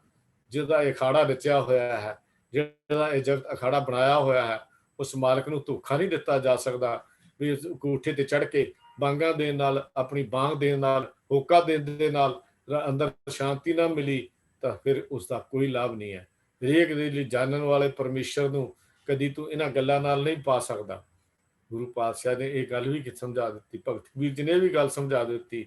ਜੇ ਅਜਿਹੇ ਮਨੁੱਖ ਹੱਜ ਕਰ ਵੀ ਆਉਣ, ਜੇ ਅਜਿਹੇ ਮਨੁੱਖ ਹੱਜ ਤੇ ਜਾ ਵੀ ਆਉਣ, ਅਜਿਹੇ ਮਨੁੱਖ ਕੁਰਬਾਨੀਆਂ ਖੁਦਾ ਦੇ ਨਾਮ ਤੇ ਕੁਰਬਾਨੀਆਂ ਵੀ ਦੇ ਦੇਣ, ਅਜਿਹੇ ਮਨੁੱਖ ਜਿਹੜੇ ਹਨ ਉਹ ਖੁਦਾ ਦੇ ਨਾਂ ਤੇ ਆਪਣੇ ਆਪ ਨੂੰ ਕੁਰਬਾਨ ਵੀ ਕਰ ਦੇਣ, ਇਹ ਭੁਲੇਖਾ ਰੱਖ ਲੈਣ ਕਿ ਸਾਡੇ ਸਾਰੇ ਗੁਨਾਹ ਬਖਸ਼ ਦਿੱਤੇ ਹਨ, ਤਾਂ ਕਹਿੰਦੇ ਨਹੀਂ, ਕੁਰਬਾਨੀ ਦੇ ਬਹਾਨੇ ਮਾਸ ਖਾਣ ਨਾਲੋਂ ਤਾਂ ਸੁੱਕੀ ਰੋਟੀ ਖਾਣੀ ਬਿਹਤਰ ਹੈ। ਕੁਰਬਾਨੀ ਨਾਲ ਖੁਦਾ ਖੁਸ਼ ਨਹੀਂ ਹੁੰਦਾ। ਖੁਦਾ ਖੁਸ਼ ਹੁੰਦਾ ਹੈ ਦਿਲ ਦੀ ਪਵਿੱਤਰਤਾ ਦੇ ਨਾਲ, ਖੁਦਾ ਖੁਸ਼ ਹੁੰਦਾ ਹੈ ਮਾਰਗ ਦੀ ਪਵਿੱਤਰਤਾ ਦੇ ਨਾਲ, ਦਿਲ ਦੀ ਆਪਣੀ ਪਵਿੱਤਰਤਾ ਦੇ ਨਾਲ, ਆਪਣੇ ਪਾਕ ਦੇ ਨਾਲ। ਖੁਦਾ ਖੁਸ਼ ਹੁੰਦਾ ਹੈ ਉਸ ਅੰਦਰਲੀ ਨਿਮਰਤਾ ਤੇ ਅੰਦਰਲੇ ਪਿਆਰ ਦੇ ਨਾਲ। ਇਹ ਕੋਈ ਵੀ ਮਜ਼ਹਬ ਹੋਵੇ, ਇਹ ਇਨਸਾਨ ਵਾਸਤੇ ਉਦੋਂ ਤੱਕ ਲਾਭਦਾਇਕ ਹੈ, ਉਦੋਂ ਤੱਕ ਫਾਇਦੇਮੰਦ ਹੈ ਜਦ ਤੱਕ ਉਸਦੇ ਦੱਸੇ ਪੂਰਿਆਂ ਤੇ ਚੱਲ ਕੇ ਮਨੁੱਖ ਆਪਣੇ ਦਿਲ ਵਿੱਚ ਭਲਾਈ ਪੈਦਾ ਕਰਨ ਦੀ ਕੋਸ਼ਿਸ਼ ਕਰਦਾ ਹੈ। ਖਾਲਕ ਤੇ ਉਸਦੀ ਖਲਕਤ ਦਿਲ ਵਿੱਚ ਮੁਹੱਬਤ ਬਣਾਉਂਦੀ ਹੈ। ਜਦੋਂ ਮਨੁੱਖ ਰਿਵਾਜ ਤੌਰ ਤੇ ਮਜ਼ਹਬ ਦੇ ਅਸੂਲਾਂ ਨੂੰ ਕਰਨ ਲੱਗ ਪੈਣ, ਕੇਵਲ ਉੱਤੋਂ ਕਰਨ ਲੱਗ ਪੈਣ, ਉਹ ਜਗਤ ਖਾਲੇ ਵਿੱਚ ਹਾਰ ਜਾਂਦੇ ਹਨ, ਕਰਮਕਾਂਡੀ ਬਣ ਜਾਂਦੇ ਹਨ। ਉਹ ਇਨਸਾਨ ਨਹੀਂ ਬਣ ਸਕਦੇ, ਕੇਵਲ ਦਿਖਾਵੇ ਦਾ ਧਰਮ ਅਪਣਾਉਂਦੇ ਹਨ, ਉੱਪਰਲਾ ਧਰਮ ਨਹੀਂ ਅਪਣਾਉਂਦੇ। ਇਹੋ ਹੀ ਹਾਲ ਸੀ ਉਸ ਵੇਲੇ। ਭਗਤ ਕਬੀਰ ਜੀ ਨੇ ਜਦੋਂ ਇਹਨਾਂ ਦੀ ਹਾਲਾਤ ਨੂੰ ਦੇਖਿਆ, ਹਾਲਤ ਦੇਖ ਕੇ ਕੀ ਸੀ, ਉਹਨਾਂ ਦੇਖਿਆ ਕਿ ਵੀ ਮੌਲਵੀ ਇਹੋ ਕੁਝ ਕਰ ਰਹੇ ਨੇ, ਇਹੋ ਕੁਝ ਰਹੇ ਨੇ, ਬਾਂਗਾ ਦੇ ਰਹੇ ਨੇ, ਸਭ ਕੁਝ ਕਰ ਰਹੇ ਹਨ। ਤਾਂ ਫਿਰ ਭਗਤ ਜੀ ਨੇ ਇਹ ਗੱਲ ਸਮਝਾ ਦਿੱਤੀ, ਉਹ ਭੋਲਿਓ ਕੀ ਫਾਇਦਾ ਇਹਨਾਂ ਚੀਜ਼ਾਂ ਦਾ, ਆਪਣੇ ਦਿਲ ਦੀ ਕਠੋਰਤਾ ਹੀ ਜੇ ਖਤਮ ਨਾ ਹੋਈ, ਜਿੱਥੋਂ ਤੱਕ ਆਪਣੇ ਆਪ ਨੂੰ ਨਿਮਰਤਾ ਵਿੱਚ ਲਿਆਉਣ ਦਾ ਸਵਾਲ ਸੀ, ਉਹ ਤੁਹਾਡੇ ਅੰਦਰ ਪੈਦਾ ਨਾ ਹੋਇਆ। ਜੇ ਅਵਸਥਾ ਨਹੀਂ ਬਣੀ ਤਾਂ ਉੱਚੀ ਬੋਲ ਕੇ ਰੱਬ ਨੂੰ ਧੋਖਾ ਨਹੀਂ ਦਿੱਤਾ ਜਾ ਸਕਦਾ। ਉੱਚੀ ਕੂਕ ਕੇ ਰੱਬ ਨਾਲ ਪਿਆਰ ਮੁਹੱਬਤ ਨਹੀਂ ਬਣ ਸਕਦੀ। ਜੀਵਨ ਅਖਾੜੇ ਵਿੱਚ ਜੀਵਨ ਦੀ ਬਾਜੀ ਜਿੱਤੀ ਨਹੀਂ ਜਾ ਸਕਦੀ। ਕਬੀਰ ਮੁੱਲਾ ਮੁਨਾਰੇ ਕਿਆ ਚੜੇ, ਸਾਈਂ ਨਾ ਬਹਿਰਾ ਹੋਏ, ਜਾਂ ਕਾਰਨ ਤੂੰ ਬਾਂਗ ਦੇ ਦਿਲ ਹੀ ਭੀਤਰ ਜੋਏ। ਫਿਰ ਅੱਗੇ ਕਹਿਣ ਲੱਗੇ, ਸ਼ੇਖ ਸਬੂਰੀ ਬਾਹਰਾ ਕਿਆ ਹਜ ਕਾਬੇ ਜਾਏ। ਕਬੀਰਾ ਜਾਂ ਕੀ ਦਿਲ ਸਾਬਤ ਨਹੀਂ ਤਾਂ ਕੋ ਕਹਾ ਖੁਦਾਏ। ਕਿੱਥੇ ਰੱਬ ਮਿਲੇਗਾ ਜੇ ਦਿਲ ਵਿੱਚ ਵਿਸ਼ਵਾਸ ਨਹੀਂ, ਦਿਲ ਵਿੱਚ ਹੀ ਭਰੋਸਾ ਨਹੀਂ। ਕਬੀਰ ਅੱਲਾ ਕੀ ਕਰ ਬੰਦਗੀ, ਕਬੀਰ ਅੱਲਾ ਕੀ ਕਰ ਬੰਦਗੀ, ਜੇ ਸਿਮਰਤ ਦੁੱਖ ਜਾਏ। ਦਿਲ ਮੈਂ ਸਾਹੀਂ ਪ੍ਰਗਟੇ ਬੂਝੇ ਬਲੰਤੀ ਨਾਏ। 4-5 ਸ਼ਲੋਕ ਇਸੇ ਤਰ੍ਹਾਂ ਦੇ ਅੱਗੇ ਲਿਖ ਦਿੱਤੇ। तो कबीर जोरी किए जुल्म है, कहता नाव हलाल। दफ्तर लेखा मांगिए तब होएगो कौन हवाल। दस उत्थे कौन तेरे नाल तुरेगा। एखे कहते ना चंगा की सी कबीर, खूब खाना खिचड़ी मेहनत दी कमाई खा। सुक्की रोटी खा लै जा मैं अमृत लौन, भावें ਉਹ ਚ ਲੂਣ ਕਹਿੰਦੇ ਲੂਣ ਵਾਲਾ ਇੱਕ ਥੋੜਾ ਜਿਹਾ ਖਾ ਲੈ, ਰੁੱਖੀ ਮਿੱਸੀ ਖਾ ਲੈ। ਹੀਰਾ ਰੋਟੀ ਕਾਰਨੇ ਗਲਾ ਕਟਾਵੇ ਕੌਣ। ਠੱਗੀਆਂ ਦੇ ਕਾਰਨੇ ਕਿਹੜਾ ਆਪਣਾ ਗਲਾ ਰੱਬ ਦੇ ਦਰ ਤੇ ਜਾ ਕੇ ਕਟਾਏਗਾ। ਜਿਹੜੇ ਲੋਕ ਧਰਮ ਦੀ ਦੁਨੀਆ ਵਿੱਚ ਚੱਲਣ ਵਾਲੇ ਇਹ ਵਿਸ਼ਵਾਸ ਤੇ ਇਸ ਭਰੋਸੇ ਨਾਲ ਤੁਰਦੇ ਹਨ, ਇਹ ਕੰਮ ਕਰਦੇ ਹਨ, ਜਿਨ੍ਹਾਂ ਦਾ ਮਨ ਹੋਰ ਮੁਖ ਹੋਰ ਹੈ, ਉਹਨਾਂ ਦੇ ਕਾਂਡੇ ਕੱਚਿਆਂ ਦਾ ਬਕਾ ਉਹਨਾਂ ਨੂੰ ਮਿਲਦੀ ਹੈ। ਦਿਲੋਂ ਮੁਹੱਬਤ ਜਿਨ ਸਹੀ ਸੱਚਿਆ, ਜਿਨ ਮਨ ਹੋਰ ਮੁਖ ਹੋਰ ਸੇ ਕਾਂਡੇ ਕੱਚਿਆ। ਜਿਹੜੇ ਮਨੋਂ ਹੋਰ ਨੇ ਮੁਖੋਂ ਹੋਰ ਨੇ, ਜਿਨ੍ਹਾਂ ਦੀ ਦਿਲੋਂ ਮੁਹੱਬਤ ਨਹੀਂ ਪਈ ਉਹਨਾਂ ਦੀ ਗੱਲ ਨਹੀਂ ਬਣਨੀ। ਤਾਂ ਦਿਲੋਂ ਮੁਹੱਬਤ ਦੀ ਗੱਲ ਕੀਤੀ ਹੈ। ਇਹ ਧਰਮ ਸਿਖਾਉਂਦਾ ਹੈ ਦਿਲ ਤੋਂ ਮੁਹੱਬਤ ਕਿਵੇਂ ਕਰਨੀ। ਪਰ ਜਿਨ ਮਨ ਹੋਰ ਮੁਖ ਹੋਰ ਸੇ ਕਾਂਡੇ ਕੱਚਿਆ। ਰੱਤੇ ਇਸ਼ਕ ਖੁਦਾਏ ਰੰਗ ਤਿਦਾਰ ਕੇ, ਵਿਸਰਿਆ ਜਿਨ ਨਾਮ ਤੇ ਭੋਏ ਭਾਰਥੀਏ। ਜਿਨ੍ਹਾਂ ਨੇ ਨਾਮ ਵਿਸਾਰ ਕੇ ਕਰਮ ਕਾਂਡਾਂ ਦੀ ਦੁਨੀਆ ਵਿੱਚ ਵਿਸ਼ਵਾਸ ਕਰ ਲਿਆ, ਭਰੋਸਾ ਕਰ ਲਿਆ, ਉਹ ਜਗਤ ਅਖਾੜੇ ਵਿੱਚ ਭੌਂ ਦੇ ਭਾਰ ਹੀ ਡਿੱਗਦੇ ਦੇਖੇ ਗਏ ਹਨ। ਉਸ ਜਗਤ ਅਖਾੜੇ ਵਿੱਚ ਜਿੱਤ ਕੇ ਨਹੀਂ ਜਾ ਸਕਦੇ। ਉਸ ਜਗਤ ਦੇ ਅਖਾੜੇ ਵਿੱਚੋਂ ਕਦੀ ਵੀ ਉਹਨਾਂ ਨੂੰ ਫਤਿਹ ਨਹੀਂ ਮਿਲਦੀ, ਨਾ ਹੀ ਉਹ ਜਗਤ ਦੇ ਅਖਾੜੇ ਵਿੱਚੋਂ ਕਰਕੇ ਜਾਂਦੇ ਹਨ। ਕਿ ਸ਼ਰਹੀ ਕਰਮਕਾਂਡੀ ਲੋਕ ਹੱਦਬੰਦੀ ਵਿੱਚ ਸਫਰ ਕੇ ਇੱਕ ਤਾਂ ਪਰਮਾਤਮਾ ਨੂੰ ਹੀ ਇਹਨਾਂ ਨੇ ਪੱਖਪਾਤੀ ਤੇ ਤੰਗ ਦਿਲ ਵਾਲਾ ਸ਼ੋਅ ਕਰਨਾ ਸ਼ੁਰੂ ਕਰ ਦਿੱਤਾ। ਆਮ ਲੋਕਾਂ ਦੇ ਦਿਲਾਂ ਵਿੱਚੋਂ ਸ਼ਰਧਾ ਘਟਾਉਣ ਦਾ ਕੰਮ ਇਹਨਾਂ ਨੇ ਕੀਤਾ। ਆਮ ਲੋਕਾਂ ਦੇ ਲੁਕਾਈ ਵਿੱਚੋਂ ਵਿਸ਼ਵਾਸ ਤੇ ਭਰੋਸੇ ਨੂੰ ਜਿਹੜਾ ਸੀ ਇਹਨਾਂ ਨੇ ਖਤਮ ਕਰਨ ਦਾ ਇਹ ਕੰਮ ਜਿਹੜਾ ਸੀ ਜਿਨ੍ਹਾਂ ਨੇ ਕੀਤਾ। ਜਿਹੜੇ ਬਾਹਰੋਂ ਧਰਮੀ ਦਿਖਾਉਂਦੇ ਸਨ, ਦਿਲੋਂ ਮੁਹੱਬਤ ਨਾ ਕਰ ਸਕੇ, ਜਿਨ੍ਹਾਂ ਨੇ ਦਿਲੋਂ ਮੁਹੱਬਤ ਨਾ ਬਣੀ, ਇਹਨਾਂ ਲੋਕਾਂ ਨੇ ਅਸਲ ਵਿੱਚ ਮਨੁੱਖਾਂ ਨੂੰ ਰਤਾ ਭਰ ਵੀ ਸਮਝ ਨਾ ਸਕੇ। ਇਹਨਾਂ ਨੇ ਦੁਨੀਆ ਉਸ ਪਰਮੇਸ਼ਰ ਦੀ ਬਣਾਈ ਹੋਈ ਲੁਕਾਈ ਨੂੰ ਵੀ ਨਾ ਸਮਝਿਆ। ਉਹ ਗੱਲ ਕਿਸ ਤਰ੍ਹਾਂ ਮੰਨ ਲੈਂਦੇ ਕਿ ਸਾਰੀ ਦੁਨੀਆ ਉਸ ਪਰਮਾਤਮਾ ਦੀ ਪੈਦਾ ਕੀਤੀ ਹੋਈ ਹੈ। ਪਾਲਣ ਵਾਲਾ ਨਿਰਾ ਮੁਸਲਮਾਨਾਂ ਦਾ ਨਹੀਂ, ਪਾਲਣ ਵਾਲਾ ਨਿਰਾ ਹਿੰਦੂ ਦਾ ਨਹੀਂ, ਪਾਲਣ ਵਾਲਾ ਕੇਵਲ ਸਿੱਖ ਨੂੰ ਨਹੀਂ, ਪਾਲਣ ਵਾਲਾ ਕਿਸੇ ਈਸਾਈ ਨੂੰ ਨਹੀਂ। ਉਹ ਪਾਲਣ ਵਾਲਾ ਤਾਂ ਹੋਰ ਹੈ। ਉਹ ਪਾਲਣ ਵਾਲਾ ਤਾਂ ਸਾਰੀ ਦੁਨੀਆ ਦਾ ਰਿਜ਼ਕ ਦਾਤਾ ਹੈ। ਉਹ ਸਾਰੀ ਦੁਨੀਆ ਨੂੰ ਦਿੰਦਾ ਹੈ, ਸਾਰੀ ਦੁਨੀਆ ਨੂੰ ਦਾਤਾ ਦੇ ਰਿਹਾ ਹੈ। ਉਹ ਕਿਵੇਂ ਦਿਨੋਂ ਦਿਨ ਕਿਵੇਂ ਕਾਫਰ ਬਣਦੇ ਗਏ ਇਹੋ ਜਿਹੇ ਲੋਕ ਜਿਹੜੇ ਕਹਿੰਦੇ ਕਲਯੁਗ ਆ ਗਿਆ, ਕਲਯੁਗ ਆ ਗਿਆ, ਕਲਯੁਗ ਆ ਗਿਆ। ਉਹ ਭੁੱਲਿਓ ਕਲਯੁਗ ਕਿਸੇ ਬਾਹਰੋਂ ਥੋੜੀ ਆਉਣਾ ਸੀ। ਕਲਯੁਗ ਦਾ ਤੁਹਾਡੇ ਅੰਦਰ ਆ ਵੜਿਆ, ਜਿਨ੍ਹਾਂ ਨੇ ਕਲਯੁਗ ਦੇ ਨਾਂ ਤੇ ਦੁਨੀਆ ਨੂੰ ਲੁੱਟ ਕੇ ਖਾ ਲਿਆ। ਜਦੋਂ ਜਿਵੇਂ ਦੁਨੀਆ ਨੂੰ ਤੁਸੀਂ ਕਲਯੁਗ ਦੇ ਨਾਂ ਤੇ ਧਰਮ ਨਾਲੋਂ ਦੂਰ ਕਰ ਦਿੱਤਾ, ਜੀਵਨ ਅਖਾੜੇ ਵਿੱਚ ਕਿੱਥੋਂ ਜਿੱਤ ਜਾਓਗੇ? ਕਿਵੇਂ ਜਿੱਤ ਜਾਵਾਂਗੇ? ਧਰਮੀ ਕਹਾਉਣ ਵਾਲੇ ਵੀ ਅਸੀਂ ਜੀਵਨ ਅਖਾੜੇ ਵਿੱਚ ਦੀ ਬਾਜੀ ਜਿਹੜੀ ਹੈ ਉਹ ਹਾਰ ਚਾਹੁੰਦੇ ਹਾਂ। ਜੀਵਨ ਅਖਾੜੇ ਦੀ ਅਸਲੀਅਤ ਨੂੰ ਸਮਝਣ ਵਾਲੇ ਸ਼ਰੀ ਤੇ ਕਰਮਕਾਂਡੀ ਪ੍ਰਚਾਰਕਾਂ ਦੇ ਇਸ ਪ੍ਰਚਾਰ ਨੂੰ ਜਿਵੇਂ ਜਿਵੇਂ ਦੁਨੀਆ ਵਿਚਾਰਦੀ ਸੀ, ਜਿਵੇਂ ਜਿਵੇਂ ਮਨੁੱਖ ਨੇ ਵਿਚਾਰਿਆ, ਉਹਨਾਂ ਨੂੰ ਜਾਕਿਆ ਸਾਡੇ ਲਈ ਬੜਾ ਖਤਰਾ ਹੈ, ਇਹ ਸਾਡੇ ਲਈ ਬੜਾ ਖਤਰਾ ਹੈ, ਇਹ ਸਾਨੂੰ ਜੀਵਨ ਦੀ ਉਸ ਮੰਜ਼ਲ ਤੋਂ ਥੱਲੇ ਸੁੱਟ ਦੇਵੇਗਾ। ਦੁਨੀਆ ਭੈੜੀ ਹੋ ਗਈ। ਫਿਰ ਕੀ ਉਹਨਾਂ ਦੇ ਦਿਮਾਗ ਸਵਾਲ ਆਉਣੇ ਸ਼ੁਰੂ ਹੋ ਗਏ, ਕੀ ਇਹ ਸੱਚਮੁੱਚ ਕਲਯੁਗ ਆ ਗਿਆ? ਕਿ ਸਤਯੁਗ ਦਾ ਸਮਾਂ ਬੀਤ ਗਿਆ ਹੈ? ਕਿ ਪਰਮਾਤਮਾ ਦਾ ਕੋਈ ਸ਼ਰੀਕ ਹੈ? ਕਿ ਪਰਮਾਤਮਾ ਦੇ ਬੰਦਿਆਂ ਨੂੰ ਸ਼ੈਤਾਨ ਦੇ ਕਲਯੁਗ ਦੇ ਪੰਜੇ ਵਿੱਚੋਂ ਕੋਈ ਬਚਾ ਨਹੀਂ ਸਕਦਾ, ਜੇ ਬਚਾਉਣਾ ਨਹੀਂ ਚਾਹੁੰਦਾ? ਇਹੋ ਜਿਹੇ ਖਿਆਲ ਜਦੋਂ ਪੈਦਾ ਹੋਏ ਤਾਂ ਇਸ ਮਨੁੱਖ ਜਾਤੀ ਲਈ ਬੜੇ ਖਤਰਨਾਕ ਸਾਬਤ ਹੋਏ। ਇਸੇ ਵਾਸਤੇ ਮਨੁੱਖ ਜਾਤੀ ਗੁਲਾਮ ਹੋ ਗਈ। ਔਰ 800 ਸਾਲ ਦੀ ਗੁਲਾਮੀ ਇਸ ਭਾਰਤ ਦੇ ਲੋਕਾਂ ਨੇ ਵੇਖੀ, ਜਿਹੜੇ ਗੁਰੂ ਨਾਨਕ ਪਾਤਸ਼ਾਹ ਨੇ ਆ ਕੇ ਪਹਿਲੀ ਵਾਰੀ ਆਜ਼ਾਦੀ ਦਾ ਦੀਪ ਇਹਨਾਂ ਦੇ ਅੰਦਰ ਜਗਾਇਆ ਤੇ ਇਹਨਾਂ ਨੂੰ ਜੀਵਨ ਦੀ ਜਾਚ ਜਿਹੜੀ ਸੀ ਗੁਰੂ ਨਾਨਕ ਪਾਤਸ਼ਾਹ ਜੀ ਨੇ ਸਮਝਾਈ। ਇਸ ਜੀਵਨ ਅਖਾੜੇ ਵਿੱਚ ਵੈਰੀਆਂ ਨੂੰ ਜਿੱਤਣ ਦਾ ਇਹ ਰਸਤਾ ਨਹੀਂ ਸੀ ਜੋ ਧਾਰਮਿਕ ਦੀ ਦੁਨੀਆ ਨੇ, ਧਰਮ ਦੀ ਦੁਨੀਆ ਨੇ ਉਸ ਵੇਲੇ ਦੱਸਿਆ।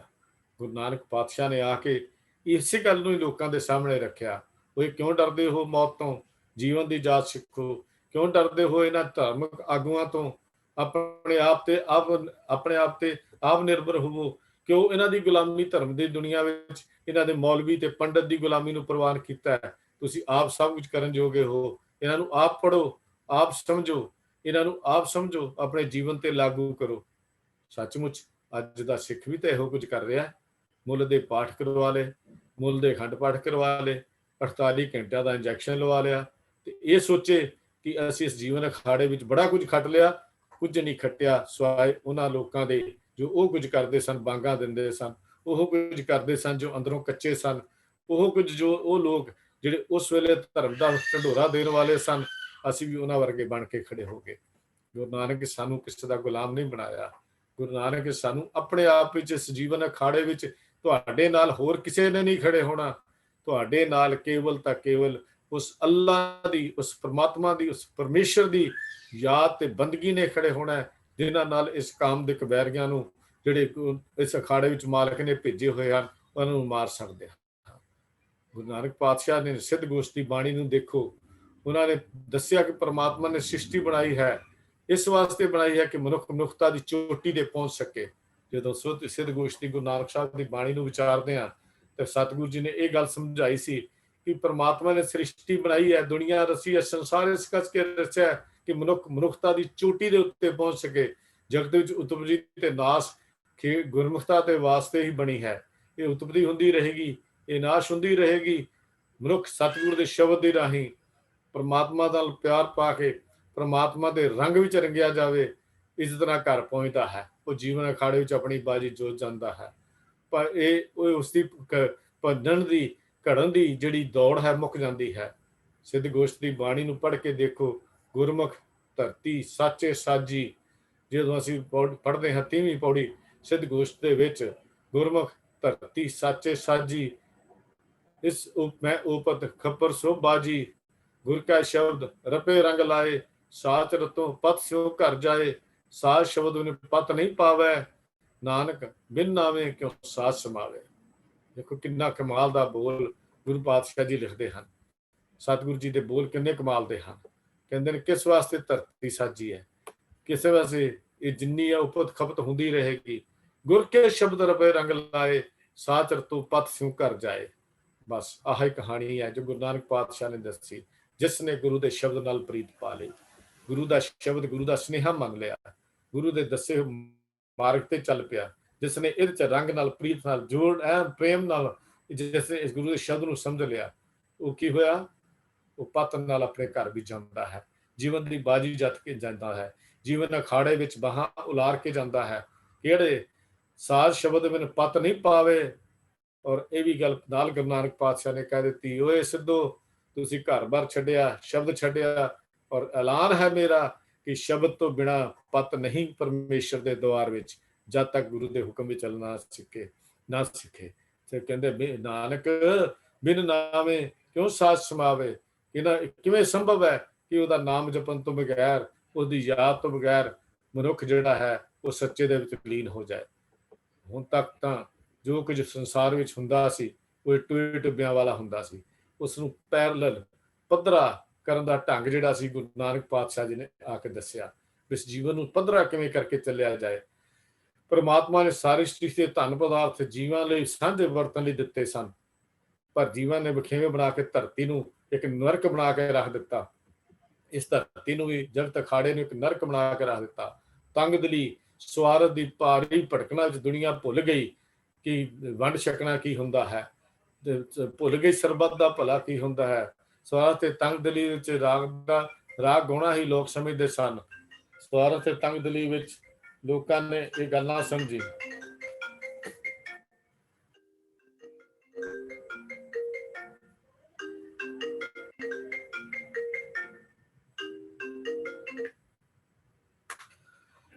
ਲੋਕਾਂ ਨੂੰ ਇਹ ਗੱਲ ਦੀ ਸਮਝ ਨਾ ਆਈ। ਸਵਾਰਥ ਤੇ ਤੰਗਦਿਲੀ ਵਿੱਚ ਗੁਰੂ ਨਾਨਕ ਦੀ ਫਿਲਾਸਫੀ ਨੂੰ ਇਹ ਗੱਲ ਜਿਨ੍ਹਾਂ ਨੇ ਨਹੀਂ ਸਮਝਿਆ, ਜੀਵਨ ਦੇ ਇਸ ਅਖਾੜੇ ਵਿੱਚ ਹਾਰ ਜਾਂਦੇ ਹਨ।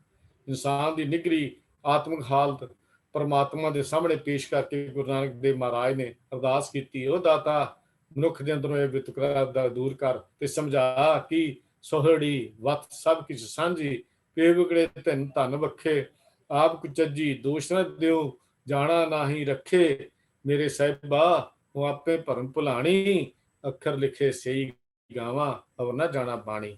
ਇਹ ਪਾਤਸ਼ਾਹ ਦੇ ਬਸੰਤ ਰਾਗ ਵਿੱਚ ਬੋਲ ਹਨ। ਇਹ ਗੱਲ ਸਮਝਾ ਦਿੱਤੀ। ਬਾਬਾ ਫਰੀਦ ਜੀ ਨੇ ਵੀ ਇਹੋ ਗੱਲ ਸਮਝਾ ਦਿੱਤੀ ਕਿ ਸਾਰੇ ਜਗਤ ਵਿੱਚ ਦੁੱਖ ਹੀ ਦੁੱਖ ਹਨ। ਸਵਾਰਥੀ ਮਨੁੱਖ, ਹੰਕਾਰੀ ਮਨੁੱਖ ਇਸ ਜ਼ਿੰਦਗੀ ਵਿੱਚ ਨੂੰ ਇੰਨਾ ਨਰਕ ਬਣਾ ਦਿੰਦੇ ਹਨ ਕਿ ਜਿਉਣ ਦਾ ਚਾਅ ਮੁੱਕ ਜਾਂਦਾ ਹੈ।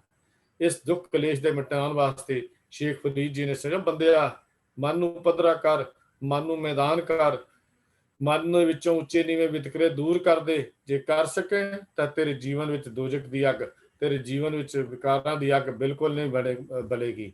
ਤੇ ਫਰੀਦ ਜੀ ਨੇ ਇਹ ਗੱਲ ਸਮਝਾਈ, ਫਰੀਦਾ ਮਨ ਮੈਦਾਨ ਕਰ, ਟੋਏ ਟਿੱਬੇ ਲਾ, ਅੱਗੇ ਮੂਲ ਨਾ ਆਪਸੀ, ਦੋਜ਼ਖ ਸੰਧੀ ਭਾ। ਫਰੀਦਾ ਮਨ ਨੂੰ ਮੈਦਾਨ ਕਰ ਲੈ, ਮਨ ਨੂੰ ਪੱਧਰਾ ਕਰ ਦੇ, ਇਹਦੇ ਚ ਟੋਏ ਟਿੱਬੇ ਲਾ ਦੇ, ਇੱਕਦਮ ਪੱਧਰਾ ਕਰ ਦੇ। ਫਿਰ ਅੱਗੇ ਜਾ ਕੇ ਇੱਕ ਸ਼ਲੋਕ ਵਿੱਚ ਸਿਰ ਲਿਖਦੇ ਹਨ, ਫਰੀਦਾ ਮੈਂ ਜਾਣਿਆ ਦੁੱਖ ਮੁਝ ਕੋ, ਪਰ ਦੁੱਖ ਸਬਾਇਆ ਜੱਗ, ਕੀ ਉੱਚੇ ਚੜ ਕੇ ਦੇਖਿਆ ਤਾਂ ਘਰ ਘਰ ਇਹ ਅੱਗ। ਕਹਿੰਦੇ ਨੇ ਮੈਂ ਤਾਂ ਇਹ ਗੱਲ ਸਮਝ ਲਈ, ਭੁਲੇਖਾ ਲੱਗ ਗਿਆ, ਪਰ ਜਦੋਂ ਮੈਂ ਦੇਖਿਆ ਦੁਨੀਆ ਇਸ ਅੱਗ ਵਿੱਚ ਸੜ ਰਹੀ ਹੈ। ਦੁਨੀਆ ਦੀ ਹਾਲਾਤ ਹੀ ਹੋਈ ਹੈ, ਇਹ ਟੋਏ ਟੁੱਬਿਆਂ ਦੀ ਅੱਗ ਵਿੱਚ ਦੁਨੀਆ ਸੜਦੀ ਹੈ। ਟੋਏ ਟੁੱਬਿਆਂ ਦੀ ਅੱਗ ਵਿੱਚ ਸ੍ਰਿਸ਼ਟੀ ਸੜ ਰਹੀ ਸੀ ਗੁਰੂ ਪਾਤਸ਼ਾਹ ਜੀ ਦੇ।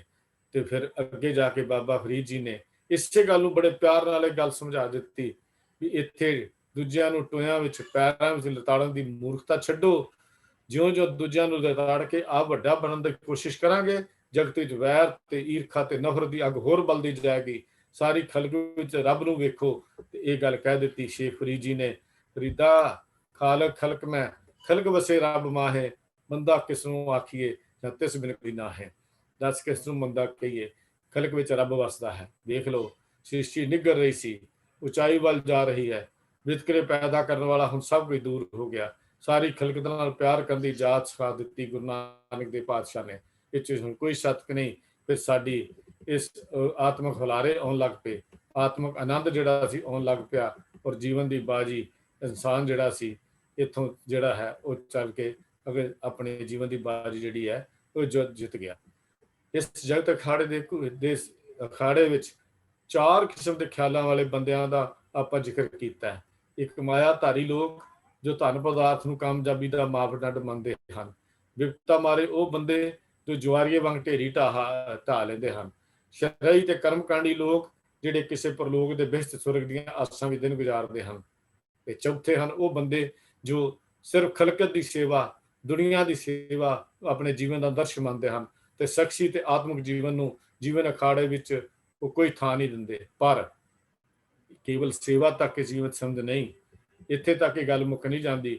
ਗੁਰੂ ਨਾਨਕ ਪਾਤਸ਼ਾਹ ਨੇ ਜੋ ਰਾਹ ਜੀਵਨ ਦਾ ਰਾਹ ਦੱਸਿਆ ਉਹ ਸ਼ਖਸੀ ਜੀਵਨ ਤੇ ਖਲਕਤ ਨਾਲ ਦੋਹਾਂ ਨੂੰ ਪਲਣ ਦਾ ਜ਼ੋਰ ਦਿੱਤਾ, ਦੋਹਾਂ ਦੇ ਵਿਕਾਸ ਦੇ ਉੱਤੇ ਜ਼ੋਰ ਦਿੱਤਾ। ਗੁਰੂ ਨਾਨਕ ਪਾਤਸ਼ਾਹ ਨੇ ਕੇਵਲ ਸੇਵਾ ਦੀ ਗੱਲ ਨਹੀਂ ਕੀਤੀ, ਨਾਲ ਉਹਦੀ ਯਾਦ ਦੀ ਗੱਲ ਵੀ ਕੀਤੀ, ਆਤਮਿਕ ਜੀਵਨ ਦੀ ਗੱਲ ਵੀ ਕੀਤੀ ਤੇ ਇਹ ਗੱਲ ਸਮਝਾਈ ਵੀ ਇਸ ਜਗਤ ਅਖਾੜੇ ਵਿੱਚ ਉਹੀ ਬੰਦਾ ਜਿੱਤੇਗਾ, ਉਹੀ ਜਿੱਤੇਗਾ ਜਿਹੜਾ ਬੰਦਾ ਸਿਰ ਅੰਦਰੋਂ ਤੇ ਬਾਹਰੋਂ, ਜਿਹਦੇ ਅੰਦਰ ਸਿਮਰਨ ਹੈ ਉਹੀ ਨਿਮਰਤਾ ਦੇ ਘਰ ਵਿੱਚ ਆਏਗਾ, ਜਿਹਦੇ ਅੰਦਰ ਉਹਦੀ ਯਾਦ ਹੈ ਉਹੀ ਉਸ ਪਰਮੇਸ਼ਰ ਨਾਲ ਇਸ ਜੀਵਨ ਦੇ ਅਖਾੜੇ ਵਿੱਚ ਜਿੱਤ ਕੇ ਬਾਹਾਂ ਉੱਚੀਆਂ ਲਾ ਕੇ ਜਾਏਗਾ। ਤੇ ਗੁਰੂ ਨਾਨਕ ਪਾਤਸ਼ਾਹ ਜੀ ਨੇ ਗੱਲ ਸਮਝਾਈ, ਬਾਹਰਲੀ ਦੁਨੀਆ ਨੂੰ ਉਦੋਂ ਹੀ ਸਵਰਗ ਬਣਾ ਸਕਦੇ ਹਾਂ ਜਦ ਅੰਦਰ ਸਵਰਗ ਬਣਿਆ ਹੋਇਆ ਹੋਵੇ। ਬਾਹਰਲੀ ਦੁਨੀਆ ਨੂੰ ਉਦੋਂ ਹੀ ਸੋਹਣਾ ਬਣਾ ਸਕਦੇ ਹਾਂ ਜੋ ਸਾਡਾ ਅੰਦਰ ਆਪਣਾ ਸੋਹਣਾ ਬਣ ਜਾਏ। ਜਦੋਂ ਅਸੀਂ ਅੰਦਰ ਹੁਲਾਰੇ ਆਉਣਗੇ, ਅੰਦਰ ਉਸ ਨਾਮ ਦੇ, ਉਸ ਵਾਹਿਗੁਰੂ ਦੀ ਯਾਦ ਦੇ ਹੁਲਾਰੇ ਆਉਣਗੇ, ਸੁੱਖਾਂ ਦੇ ਸਮੁੰਦਰ ਜੀਵਨ ਦਾਤੇ ਦੇ ਨਾਲ ਅਸੀਂ ਜੁੜ ਜਾਵਾਂਗੇ। ਪ੍ਰਭੂ ਚਰਨਾਂ ਵਿੱਚ ਜੁੜਨ ਦੀ ਬਰਕਤ ਨਾਲ ਖਲਕਤ ਨਾਲ ਪਿਆਰ ਕਰਨ ਦੀ ਜਾਚ ਆ ਜਾਏਗੀ ਤੇ ਪਰਮਾਤਮਾ ਨਾਲ ਇਹ ਨੇ ਜਿਹੜਾ ਹੈ, ਇਹ ਮੁਹੱਬਤ ਜਿਹੜੀ ਹੈ ਇਹ ਕਦੇ ਨਹੀਂ ਟੁੱਟਣੀ ਚਾਹੀਦੀ। ਅਸਲ ਵਿੱਚ ਇਹੋ ਜੀਵਨ ਅਖਾੜੇ ਦੀ ਬਾਜੀ ਜਿੱਤਣ ਦਾ ਸਿਧਾਂਤ ਹੈ। ਉਹ ਸਿਧਾਂਤ ਗੁਰੂ ਨਾਨਕ ਪਾਤਸ਼ਾਹ ਨੇ ਦੱਸਿਆ, ਜਿਨੀ ਨਾਮ ਤੇ ਆਇਆ ਗੇ ਮਸ਼ਕਤ ਘਾਲ, ਨਾਨਕ ਤੇ ਮੁਖ ਉਜਲੇ ਕੀਤੀ ਛੁੱਟੀ ਨਾਲ।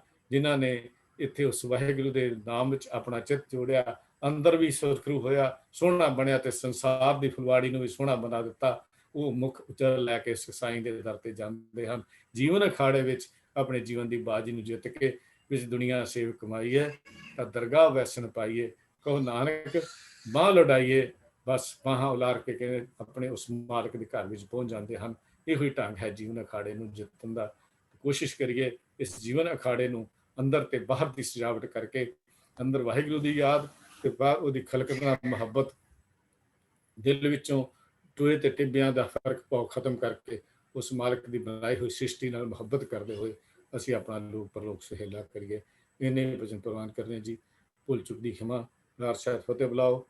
ਵਾਹਿਗੁਰੂ ਜੀ ਕਾ ਖਾਲਸਾ, ਵਾਹਿਗੁਰੂ ਜੀ ਕੀ ਫਤਿਹ। ਵਾਹਿਗੁਰੂ ਜੀ ਕੀ